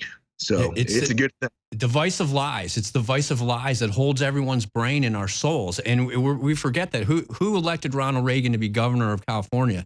It was the gay people that were working in Hollywood at the time who were ultra conservative. The log cabin Republicans, I believe, are what they're called. That's the and you know, Republicans were not self-promoters, shameless self-promoters. So it's like there's a large amount of Republicans that are of that community, and it's beautiful because we are the party of inclusion. We're the party that doesn't cancel anybody. We include everybody, and that's what American politics is. It goes back and forth. And right now, at this point in time, Carlos, you said it perfect. We all have to be the man or woman for this period in time of where we are right now, because the time tomorrow's going to be another day. It's going to be gone. So don't wait. You have to do it right now and fill that place, because our founding fathers were the exact same thing. There's been people like that throughout history, every generation, that are good people that haven't had to do anything. And now we're called to do it. And it's a beautiful, fun thing to do. It's inspiring. Okay. And Alex always says a rising tide raises all ships. And that is what we're all doing, is we're all inspiring each other. And that creates a whole new spirit, because the Luciferian spirit of darkness has had so much control. And now we're creating, it's a beautiful thing. I'm so happy. So happy. It's great. The Great Awakening is awesome. You know, there's something that I want to point out, since this is a veterans show, because I hear this a lot. I hear, oh, Biden has all the generals and the admirals on his side. Look at all these generals and flag officers, high-ranking military officials that are voting for Biden. Well, you know what? That doesn't steer me toward that camp. That doesn't make me want to be a part of it. And I'll tell you why. Is because these high-level officers, whether it be a Navy admiral or an Army or Marine Corps general, they are not the end-all, be-all to social policy and to what we need in this country. They have been so institutionalized over the years. They've grown up and been raised in this government. So for them to think outside of that institutional box is clearly almost impossible. And we saw this from a guy that I respect, for Jim Mattis. I worked for Jim Mattis, and I respect him immensely for what he did in the Marine Corps. But you saw his inability to leave that and to be effective when he was the Secretary of Defense in working with an administration that was clearly out of that institutional box. You know, so when people say, well, look, all these admirals and flag officers are for Biden, you know, don't let them sell you that bit. You know, don't let that sway you, because these people, they're just not as smart as you think they are. I respect them for their service and what they did when they were in these organizations, but let's leave it at that, you know, and let's not take them further than they need to go. All right, we've got one more segment coming up here with Carlos Zapata. When we come back, I want to take a couple of phone calls here, including an update on a story that we've been following with a lady that's called in before, whose son is missing right now. So we'll get an update on that, and we'll be right back. All right, I want to take a couple calls here with our great veteran guest, Frank Kavanaugh in studio, Carlos Zapata on Skype. Yeah, this is just, I mean, there's nothing more fun than a Trump rally in 2020, mostly because they've shut everything else down, but still it remains the truth. Let's first go to Patricia Holiday in El Paso. Now, Patricia, you've called in before. It's very sad. Your son has gone missing. You've got a couple great veterans on with you here, perhaps even tens of thousands of veterans tuned in listening. What is the update right now, Patricia? What makes you call in today? Well, thank you for having me, and I'm calling from El Paso, Texas, where we have a curfew and also like a city shutdown. And before I start, I just want to tell you that I could not be doing all of these rallies, be calling you, be talking to all the government people that I've been talking to and organizing all this if it wasn't for Vitamin Mineral Fusion, X2, Vasobeat, the T-shirts, the DNA Force, the Prostagard, etc. We've been taking those for years now, and I'm on the last tube of the silver toothpaste because I had bought a bulk of them, and so I'm hoping that'll come back. Yeah, check out Dr. Jones Naturals at InfoWarsStore.com. Dr. Jones Naturals. Patricia, I didn't plan on you plugging like that. Thank you so much. I wanted to get an update on the situation with your missing son, but fill in the audience that may not be aware of this situation real quick. What's going on? Yeah, so one thing that we have learned is that we are the press. We, the people, are the press. And if we stop being so afraid and get out there and talk to each other, we can move mountains, or we can, the Army or the DOD is $1 trillion agency. And it is like a huge, heavy ship. And you need to make waves, and they have to be big waves to get that ship moving. And this is day 99 that our son is missing. No proof that he walked away. No phone trace. No banking trace. We have had leads, and they've gotten botched. We have been over in Juarez, and we had a press conference over there where we were allowed to speak freely. Today, the military, because yesterday we talked to the Chief of Staff, General McConville. We really appreciated that time with him. And today, the military put out, or last night, that we were going to have a press conference right here before our rally outside at the Buffalo Soldiers Gate here at Fort Bliss in El Paso. Well, right before, a few hours before, they said, no, we can't have it. It has to be virtual because of COVID. This is going to be outside in the sunshine of El Paso. The sun is the great purifier, and yet they shut it down. Well, I mean, that's like saying you can't even go look for your son who went missing from Fort Bliss because of COVID. Like, what? Like, you're going to stay inside? Right, because if we can't have the rally, it's those rallies, because there's so many people that are afraid right now. People that are in his unit, soldiers in his unit, that have come to us during the rally because they get to talk to us face to face, to give us leads, to tell us a little bit about what was going on with our son right before he disappeared. And so if we can't have our rallies, we don't get those leads, and we can't find our son or, information to find what happened to our son. So, well, we found that there was some press coverage of this, so thank God for that. And God bless you, Patricia. Your family is going to remain in our prayers, and thank you for calling in today and just thank you so much. And I want to say one thing, too, before I leave, that if you are in the military, you need to vote for Trump. If you are a mother, you need to vote for Trump. If you have a business, you need to vote for Trump. If you care about the people we've had people that have tried to extort us now because they're trying to make $1, trying to ask for false ransoms because they're trying to make $1. If you care about these people that are out of jobs and they have to resort to criminal activity to make $1, then, you need to vote for Trump so we can get our economy moving again and get these people in real jobs. Well, Patricia, you said it all right there. I want to get Carlos to respond to that. Carlos, what do you think? First of all, I'm really sorry to hear about that. I'm really hoping and praying for your family, and hope that they find your son, or that they get that story out, so you can absolutely know what happened. Listen, there's 18 million veterans in this country. That's veterans. That's not active service members. We are a huge component of the population, and we have a voice. And now, listen, one thing I know about the military is that it's a true cross section of society. You have people from all walks of life, all kinds of political affiliations. So it would be naive to think that they're all going to vote for Trump. But I would ask that they be introspective enough to say, hey, look, what's going to benefit me? My service does not end once my contract's up. I continue to serve my country. What country do I want to serve? What country do I want to continue to serve? A country that President Trump leads, with a strong economy, a strong value on individual responsibility, patriotism, and good American culture? Or do I want to continue to serve in a country that is a socialist, leftist country that is going nowhere, that doesn't offer you anything for the rest of your life? I think that's the question we have to ask ourselves, is what kind of country do we want to continue to serve even after our time in the military is up? Frank? Patricia, what was your son's name? I didn't get his name. It's Richard Halliday. You can go to #find Richard Halliday.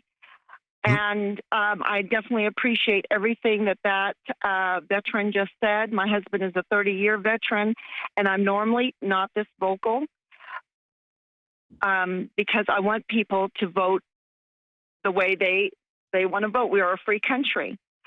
But seeing the economy be destroyed and seeing the hindrance of doing anything good and leading people into criminal activity is breaking my heart. And so that's why I've taken the time to call in. We're just about to have this rally again, and we have a couple of people coming that we had to discuss if we were willing to be arrested in order to have this rally. But you have to do that. You have to do that. And Richard, if you're listening by any chance, your family loves you. You have brothers and sisters that are veterans. Please come and contact somebody, because we're very worried. And I would like to post that on social media as well, that banner that you put up a little bit ago with his information, and information to contact. I do have friends in Texas and El Paso, so I would love to be able to put that up on social media as well. And we're praying for you, and we're hoping that he comes home soon and safe. Was very gung-ho, wanted to go green to gold, was #1 in basic training, first in AIT, 3 AAMs his first year. What happened? You know, combat lifesaver. So, yeah, we want to know what happened. Well, we're going to So get a thank you bunch so of much. absolutely, Patricia. Thank you for calling in today. We're gonna have a bunch more effort today after this phone call, and Carlos, we'll make sure that we get that to you via email or something. I'll make sure my producer sends you those links so that you can share those on social media too. I'll tell you what. Let's get a final comment though from Carlos here before he signs off. Carlos, always a pleasure for you to be on. It's been a great hour with you. Final takeaway, final comments.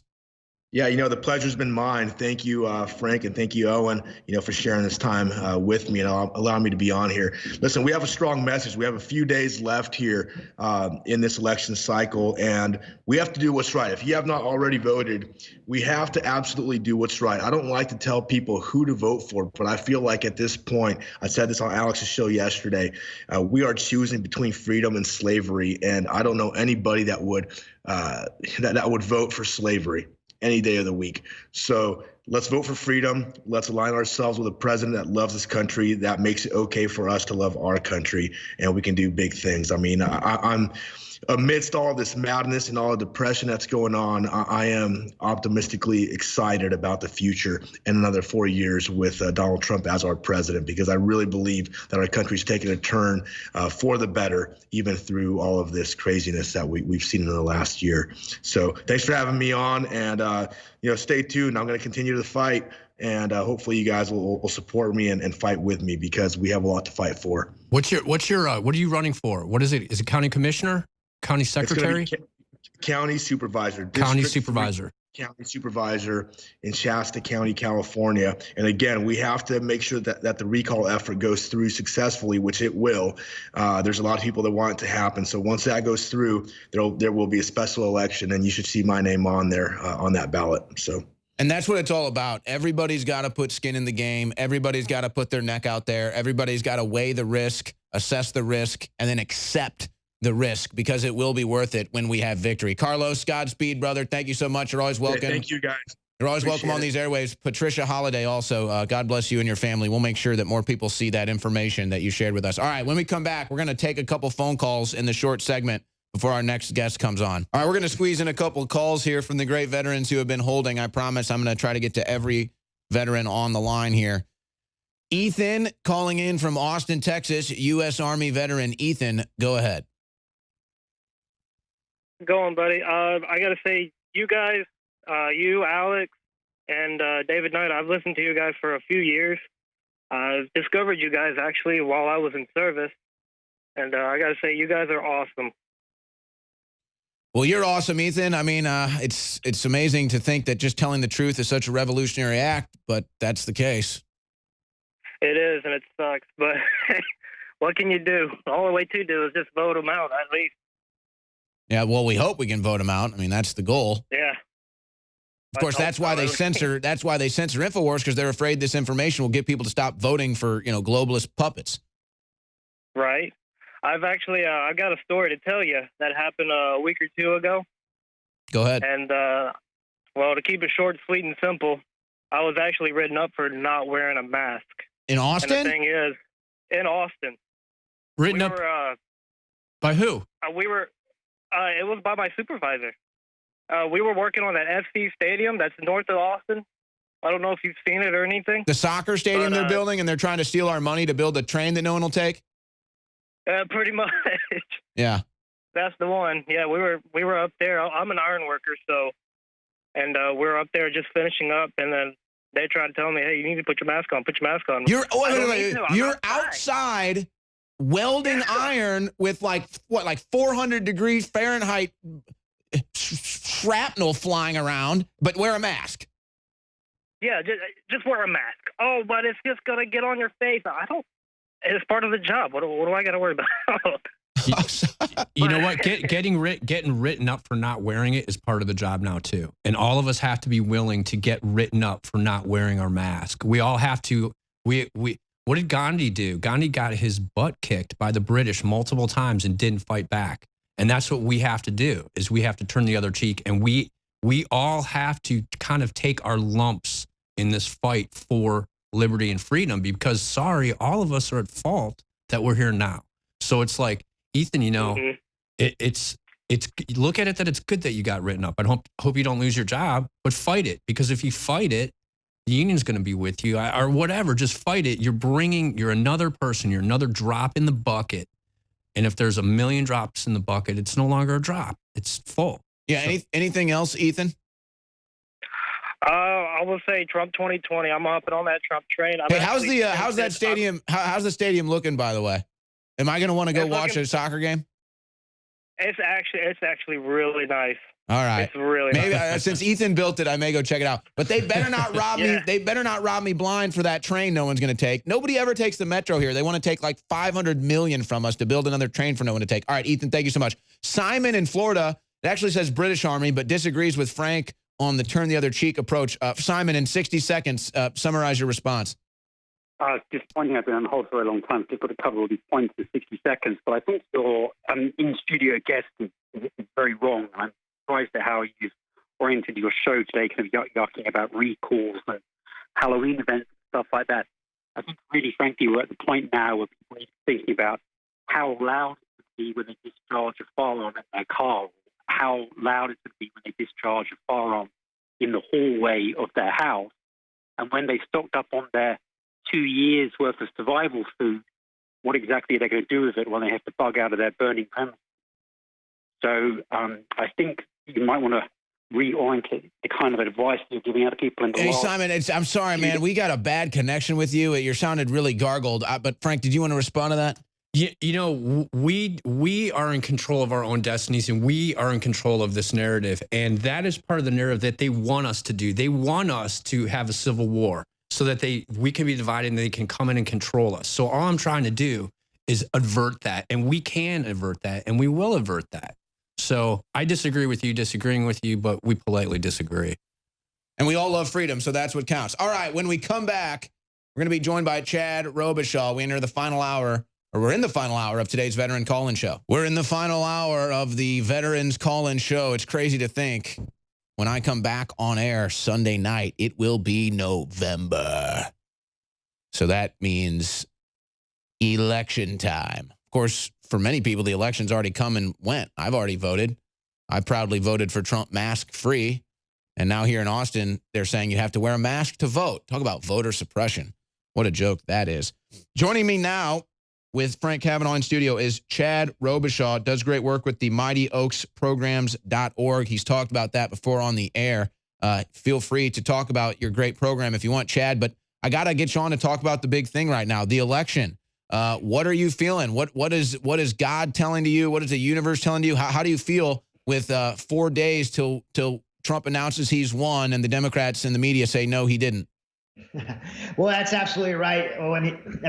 Trump's going to announce he's going to win because he is going to win, despite all the antics from the left and from the mainstream media that are trying to, scare America with bogus polls and voter suppression and mail-in, fraudulent mail-in ballots and things like that. The president's going to win the re-election because that's what the American people want, and that's what the American people are coming out in massive numbers for. And they're coming out in massive numbers for it because we've seen the evidence of what this president has done for America over the last 4 years. And I can tell you from the veteran community, I work on veterans policy with the administration and through Mighty Oaks Foundation as an advocate for veterans causes. This president has done historical and monumental things within the veteran community that, we can spend the next hour talking about. Yeah, and that's what I always hear, and which is so odd to me. And obviously, there's not going to be any one group that is going to do the exact same thing at any given time. But it seems to me that 90% of the veterans I talk to support Trump. It seems to be more of a common sense issue than a political issue to vote Trump at this point. It is. He has the president there in 2016. He promised to reduce the government budget, every area of the government. He actually did that with the exception of two areas, the DOD and the VA. DOD because he wants to equip our troops to keep our nation safe and maintain the freedoms we have because he loves America. And in the VA because he believes that our veterans deserve the care, the best care and the choice of care, the very best when they come home. And so historical budgets within the VA, complete overhaul of the VA, and has changed so much in area policy. In 2016, Mighty Oaks, for those who don't know, is a faith-based organization. Faith-based care is, I think, an essential part of veterans to have choice of faith-based care, essential part of recovery for especially something like PTSD, which I believe, PTSD, combat trauma, these are soul wounds, spiritual wounds, which require a soul solution, a spiritual solution, and programs of faith should be available. In 2001, President Bush signed the Opportunity and Faith Initiative, incredible program during his presidency. We've been able to help so many veterans through that. In 2009, President Obama signed an executive order to remove that. When President Obama signed that executive order, the suicide rate was 16 a day. He signed the executive order, removed faith programs, and went 100% clinical. Over the next 4 years, they stood up 1,500 programs, spent billions of dollars, and the problem only got worse. It went up to 22 suicides a day, from 16 to 22. It was a major problem by removing these programs like faith and community programs, alternative programs from the VA. And so in 2016, I was able to sit down with candidate Trump at the time and ask any question that I could ask. And to me, the most important question, based on my own experience, my own recovery, and having helped thousands of other veterans, the question that I asked candidate Trump was, if you become president of the United States, will you bring back faith solutions to our veteran community, and will you sign the executive order to do so? He said yes, and actually he did sign that executive order. And so he did. He signed that executive order. He signed a prevents bill, which is the president's roadmap to empower veterans and end a national tragedy of veteran suicide. He's changed policy in the VA, the Whistleblower Act, which had President Obama's administration protecting all these terrible employees in the VA. There was abuse and people waiting for 6 months, not doing their job. President Trump signed this. We were able to fire 10,000 bad employees in the VA. The VA approval rating right now is 90%. I have a hard time even saying that because as a veteran, we always were told we were supposed to hate the VA, and we always did hate the VA. And now the approval rating is 90%. I can't even believe it. I say it, but it's the fact. It's true. And right now we're seeing the president continue to implement these things. I'm chairing a White House coalition called the FBVSA, Faith-Based Veteran Service Alliance. And in that capacity, I'm actually advising and giving counsel to Deputy Secretary Pam Powers of the VA to implement some of these incredible things that the president has done for us. And we're just getting started. We need 4 more years to see these things implemented. We do need 4 more years. Just what President Trump has done alone in allowing veterans to get their health care in local offices instead of all having to go to a concentrated VA center is revolutionary. And that's really where the bottleneck was, where people weren't getting care. The faith, it's something that for a veteran who suffers PTSD, who I didn't even know that I had it, when I went to get my rating from the VA, I'm getting emotional. They were like, you automatically are 50% PTSD. I'm like, I don't have PTSD. I'm totally good, dude. It's like the only thing that has gotten me through it is having the ability to lean on a higher power. And I'm not saying like it has to be in the traditional sense. If you look at the microdosing that's happening now with psilocybin mushrooms to help with PTSD, when you see a soul, like what you just said, Chad, a soul crushing, a soul scarring, tattooing experience, you need another huge experience like that to come back. And President Trump is the guy who's done that. And 90% approval rating for the VA is unbelievable. If anything that Trump's done, he's done that. He has just gotten started. He has to. We need him. We have to have him again. And we need more Trumps. And that's where we can all step up and be Trump. No more Trump. We're all going to be Trump because he's given us the ability. He's sacrificed $1 billion already of his personal wealth to do this. Why is the guy doing it? Because he wants to be hated? No. And that's what every veteran has sacrificed their whole up to their lives just to be a veteran. And that's what's going to save this country is that hardcore spine of veterans. And faith is integral. And having the courage to actually say that is a very hard thing because a lot of people view it as weak, as being spiritual is weak. And Owen, that's why I gave you that crucifix. That we're at a time where we have to be the money, the Jesus, when Jesus turned over the money changers tables.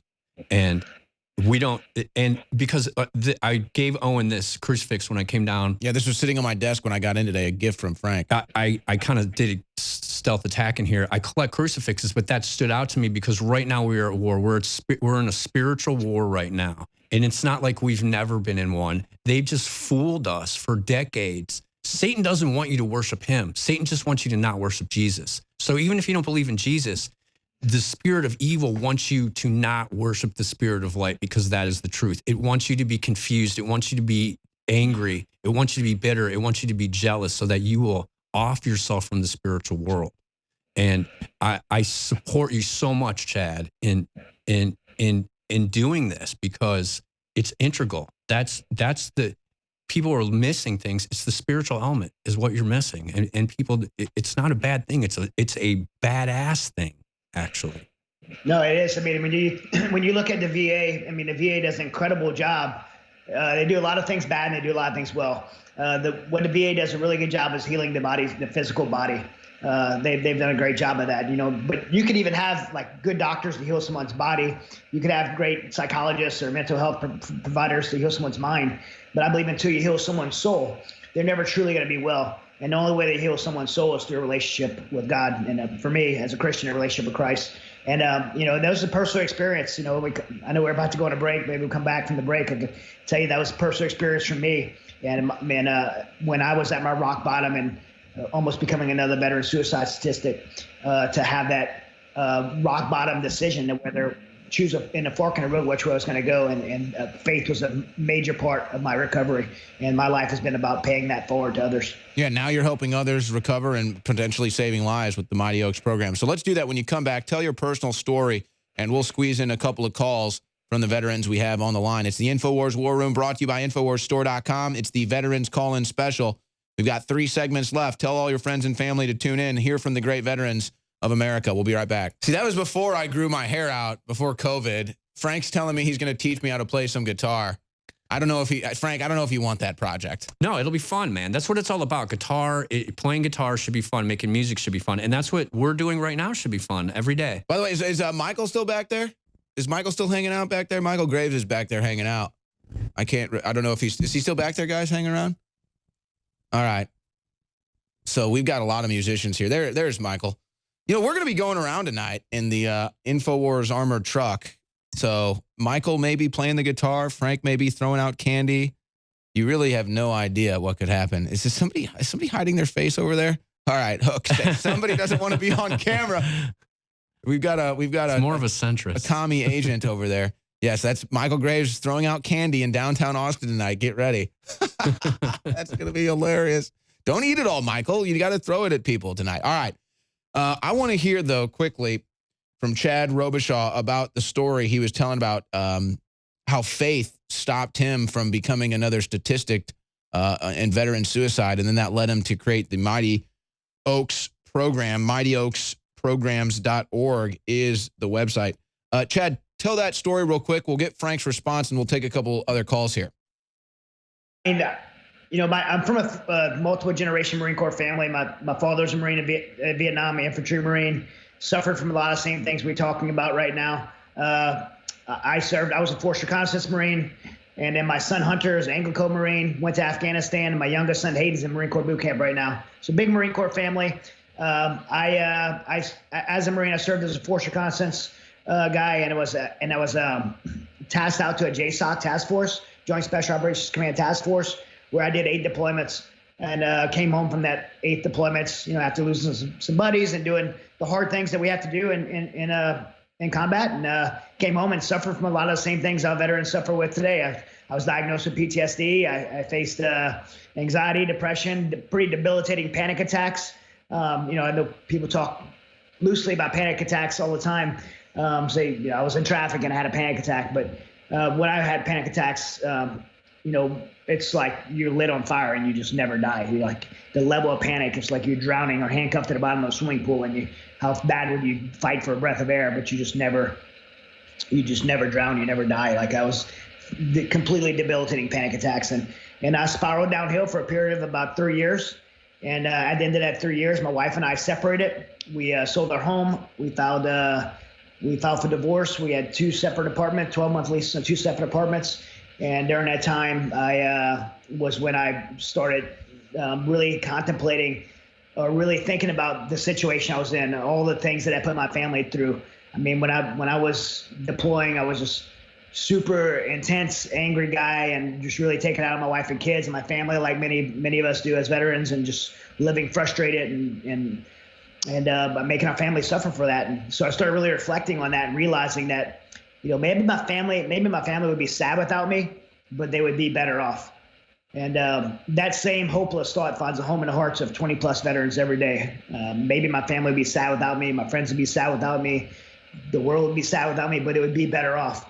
And I decided I was to take my life. And when I made this decision, I wasn't like gonna reach out for help or tell people. I kept it to myself. I didn't want anyone to intervene.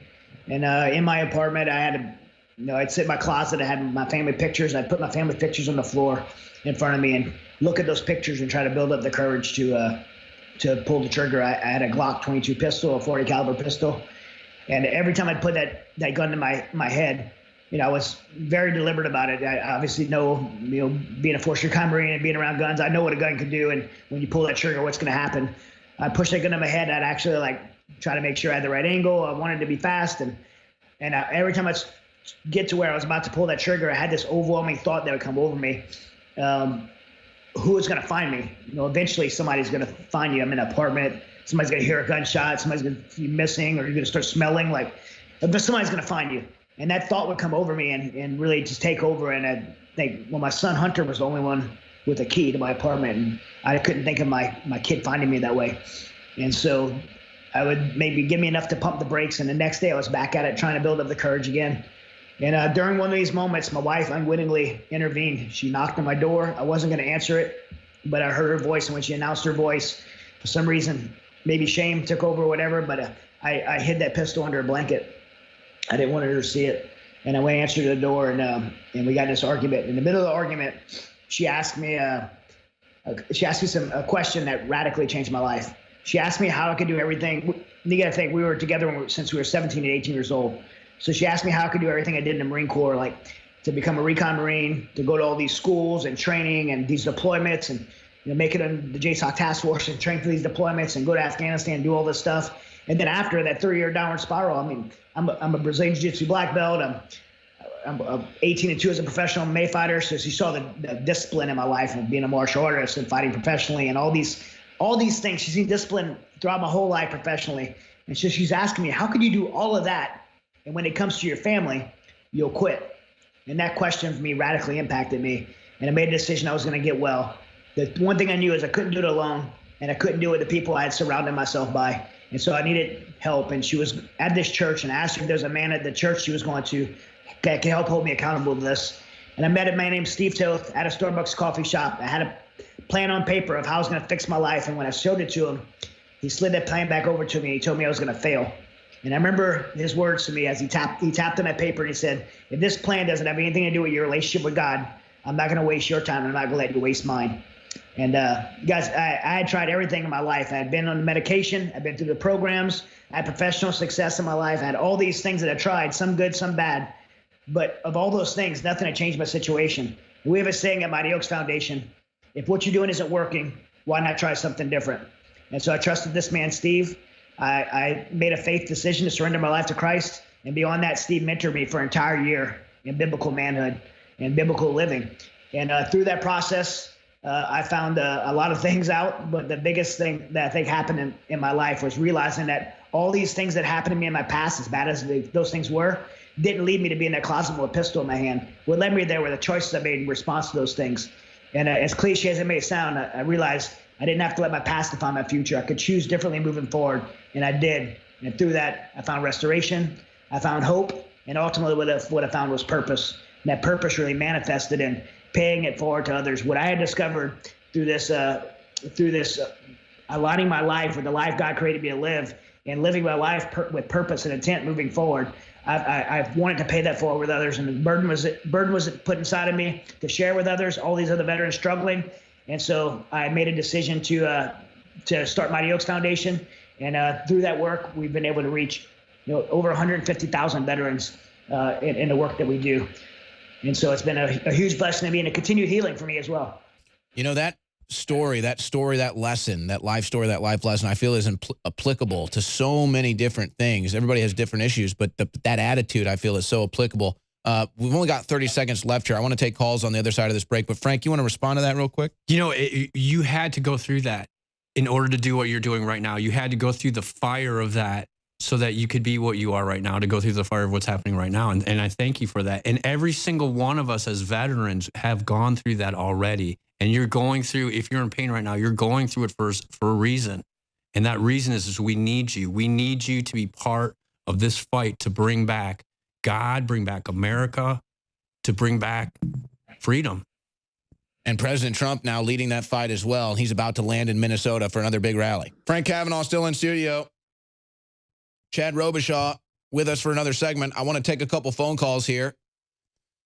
And then the last segment, we'll do nothing but phone calls. I won't even get probably to touch some of this news, but that's okay. I'll be back Sunday night. Maybe I can cover it then. Let's go to Christopher in California, Marine Corps veteran. Christopher, go ahead. Hello, thank you for taking my call. Thanks for calling. I've been listening over, and the communist takeover is it's true, and it's coming to wake if we don't elect Trump for the next another 4 years. And that's what I want to tell the viewers. Ever since I was in training in basic and MCRD San Diego, drill instructors, all that, telling me the Chinese, they're coming, we're facing them, they're our next enemy, and here we are now. The Chi-Coms are already ready, spying, all these stuff. It's a sad reality if we don't elect Trump and go together and put our foot on these globalists. You know, I have more callers, I think, perhaps in California than any other state. I understand it's the most populous state, but I mean, there is no doubt there's a conservative stronghold in California. It just gets drowned out by the media, by Hollywood. But I mean, Christopher, I don't know what part of California you're in, but I mean, are you seeing all this Trump energy? I mean, actually the opposite. A lot of anti-Trump in Los Angeles, the worst part of California. It's a complete shithole right now. Sorry for the words. Yeah, we'll dump that, guys. Dump that. We're terrestrial radio here, but go ahead. A lot of chaos going on. A lot of civil unrest. You can see the streets. They just look like chaotic. They're just ghost town. You know. It's really when something is done to LA, it's very sad. No, it is sad. It is sad that these great American cities, LA should be a great American city. You shouldn't have to deal with that when you go to LA. Yeah, I even think it's people in LA that are, I mean, I travel a lot and across the country, in places like California, even New York, people are fed up. And I think when it comes time to vote, we do need to vote for President Trump, but we need to go down the ballot, and they need to be voting for Congress and get the House back and get some of these congressional leaders back in the Republican side, because the Democrats have failed them, and they're all shifting to this communist movement and this communist socialist movement. It's a takeover, and if we don't fight at the ballots and win the House back, we're in trouble. Yeah, and this is no endorsement of the Republican Party. Believe me, I get kicked out of Republican events. They don't really like me much either because I'm a fighter. But it's about the understanding that, look, we need Republicans in there to back Donald Trump.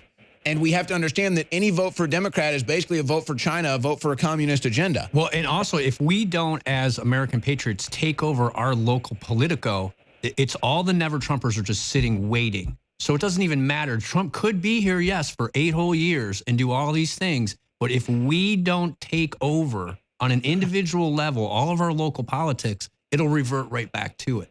So that is what we and it's awesome because I've come out and I'm sitting on InfoWars talking about this right now. Where 2 years ago I would not at all. I was in the very same position as you, Chad, where I was homeless after a second divorce, contemplating suicide, and for some reason God filled me with the Spirit to come back and be like, look, no. And it has made my life the best it has ever been by having a voice again and speaking out. And people have been like, you have so much courage. It's not that I have courage. I am afraid of only one thing. I'm afraid of what is going to happen to me, what God's going to do to me. I could care less what Antifa or the mob is going to do to me here because it's nothing. Because being in the military, we kind of are cynical about everything after we come out.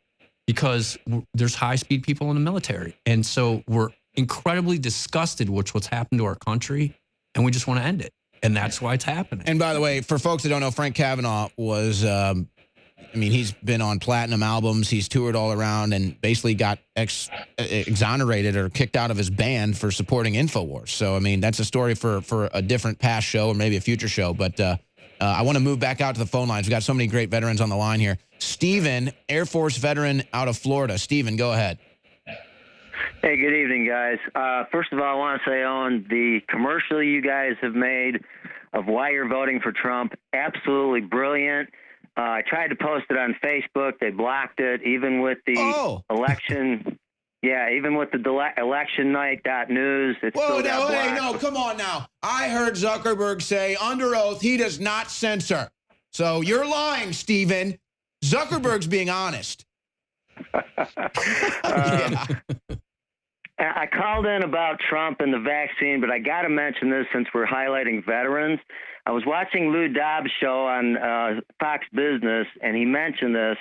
Okay, now here's Tony Bobulinski, an honorable man, served his country in the Navy. I believe his father did as well, and his brother. And now here's Adam Shifty Schiff coming out saying that Tony Bobulinski is a Russian agent. Yeah, well, Adam Schiff is an asshole. No one believes Adam Schiff anymore. He's completely has no credibility, and we have to stop listening to them. It's almost like we're all banned off Facebook and Twitter, but it's a good thing because we're wasting our time on Facebook and Twitter. Well, you know, it's the weirdest thing, though, and I'm glad you brought this up, Steven, because you've got Bobulinski, who's usually, I mean, this is as genuine as it gets, served in the Navy, does a heroic act.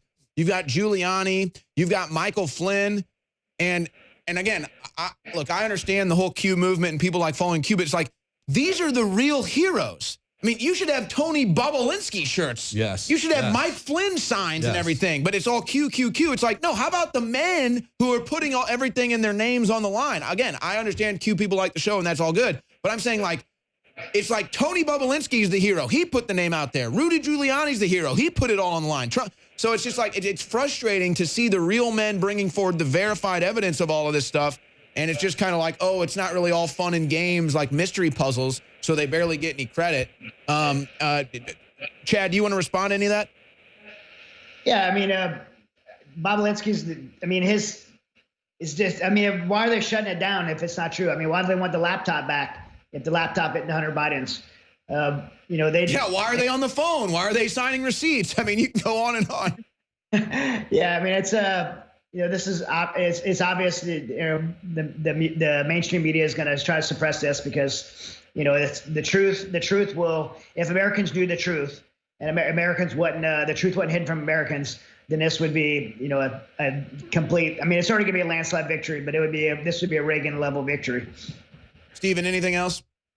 Yes, sir. Real quick. Okay, so you remember back in the presidential campaign of 2016 how during the debates with the Republicans, Trump specifically attacked Big Pharma about the vaccines and specifically that the MMR vaccine causes autism. And Ben Carson, who totally disappointed, said there's no evidence for that. So here's my point with the coronavirus vaccine. Alex has expressed concern.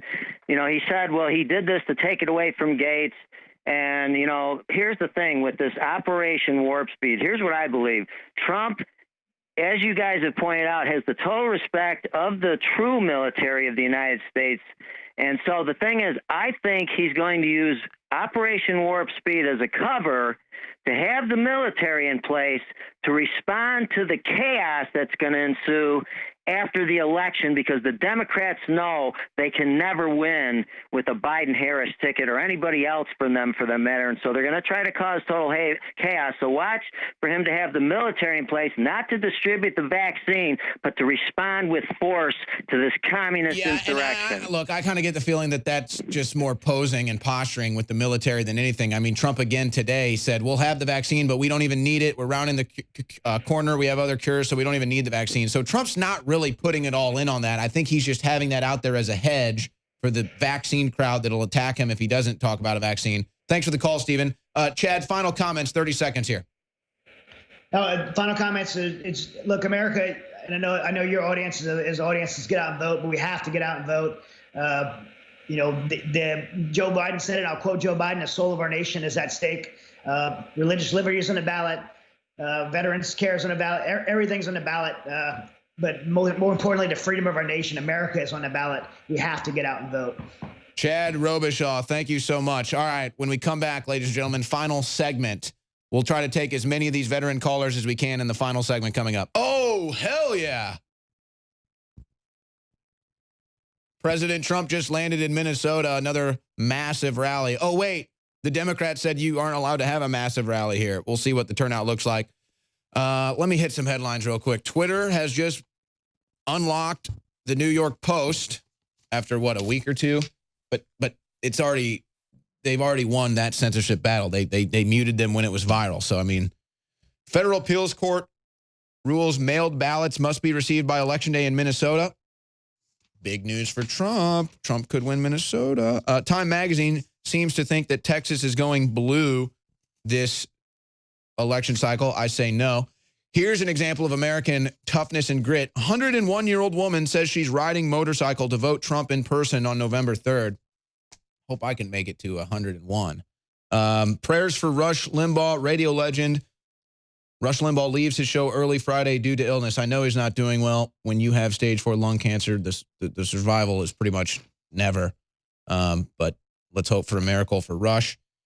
Oh, my gosh. Oh, no. CNN is reporting 2 people who attended Trump's rally in North Carolina have tested positive for COVID. Ah! Well, let's see. There are about 25,000 people there. 2 tested positive for COVID. I think we're doing okay, Frank. Yeah, we're all right. I think that's going to be all right. All right, let me stop right there. Yeah, Biden's campaign, he's fumbling, bumbling about. He pretends he can jog and then almost falls over. It's a complete embarrassment. The U.S. Surgeon General is a total embarrassment. What the hell is that guy's problem? Telling me to mask up? Screw you, dude. Total fraud. So he came out to be a weakling. Oregon shuts down Christian schools in name of COVID while keeping public schools open. Just some of the headlines there. Let's go back to the great veterans that are on the line here, and we go to Sergeant, Marine Corps veteran from California. Sergeant, go ahead. Hey there, Owen. It's nice to talk to you and Frank once again. It's been a little while. Wanted to go ahead and just plug real quick. I know that the War Room's brought to us by InfoWarsStore.com. I want to implore every veteran out there, please go out there and get some of those goods.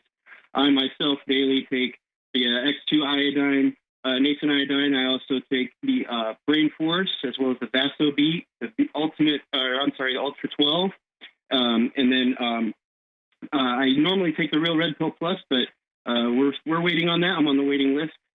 But fantastic products, guys. I couldn't do what I do without those products. I feel more alive when I take those products than when I'm not.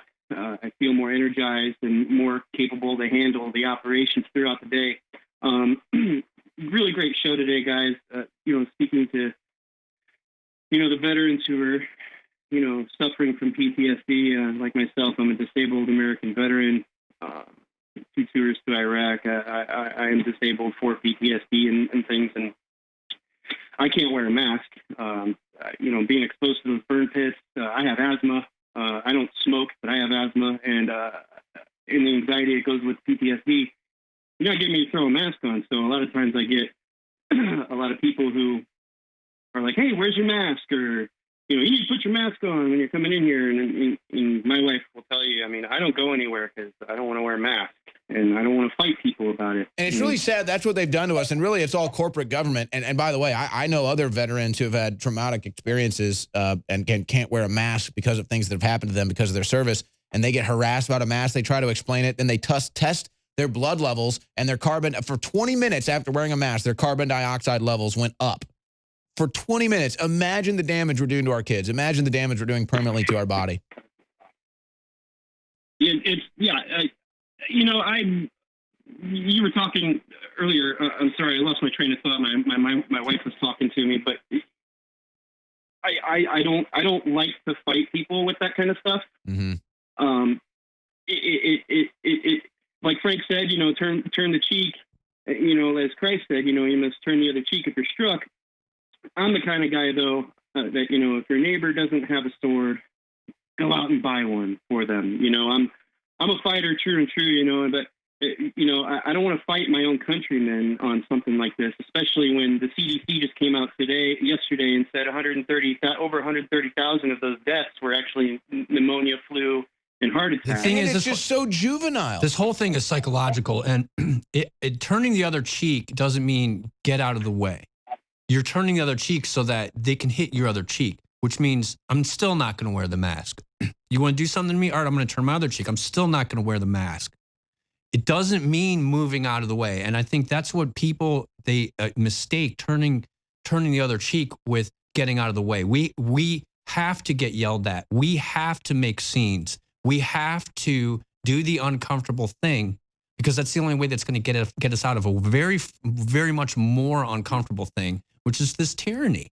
And that's what all it's going to take, is all of us doing it all the time, repeatedly. If take what we're looking at on the screen right now. You're not supposed to have a gathering of more than 200 or whatever they said, and there's tens of thousands of people there. Frank, I think what they've done here is, and Sergeant, thank you so much for the call. I got to take another call here, but I think what they've done here is, so Trump's area where he was set to speak is a different area here at the airport, where they have the 250 socially distanced and everything.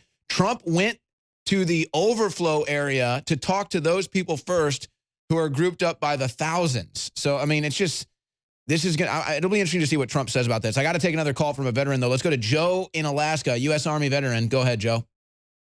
Hey, am I on? Yep. Oh, okay, perfect. Anyway, regards to this mask thing, I just started blowing through every single store I want to now. And when the bootlicker at the front says, hey, you got to wear a mask to be in here, I just shake my hand in front of my chest and my face, and I tell them, hey, my doctor says I'm too damn handsome to wear a mask. So I like that. Keep doing that one too. That's a good one. And yeah, and then so all this happened, and I wrote a poem, and it's really helped out. I went and I sent this to everybody I know, and I've got nothing but positive responses. Sorry, I'm a first-time caller, so I'm a little bit nervous, but and I love all your products, by the way. And anyway, I'll just get to it. It's called In the Drop of a Mask. And there's only one 3-letter word in it, but it's okay for radio. Anyway, in the drop of a mask, walking down the aisle, looking for a smile, think about the last one. Sure, it's been a while. In the reflection of the glass, I glanced upon your ass.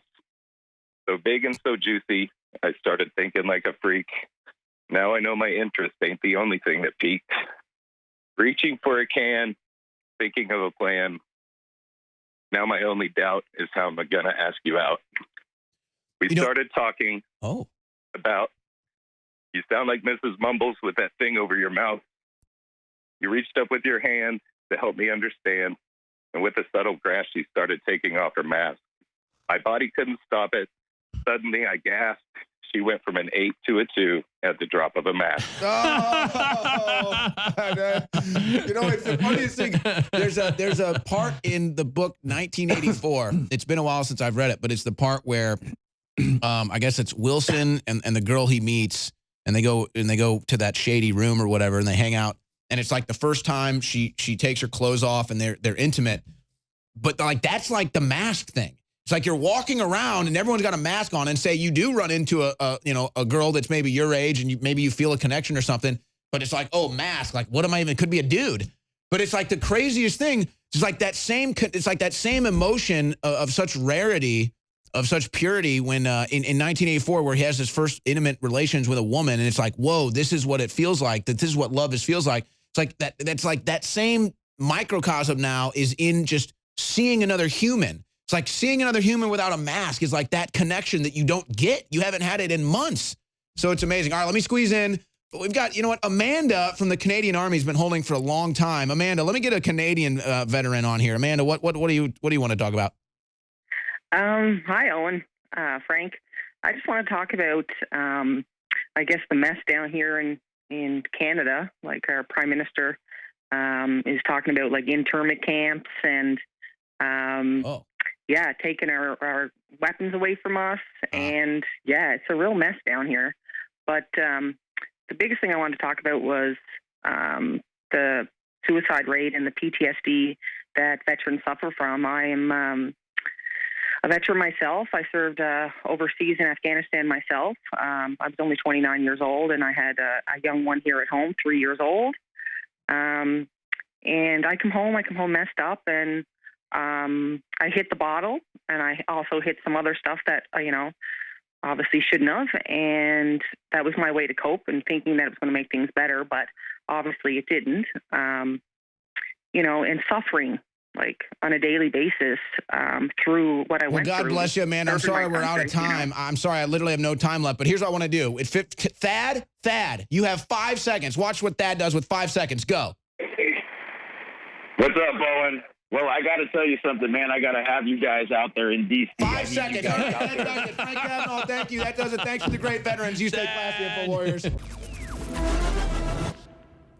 The greatest battle in the history of humanity is happening right now. Don't sit on the sidelines. Take action now. The fight starts at Infowars.com. There are many references in the Holy Bible to the mustard seed. And why is that?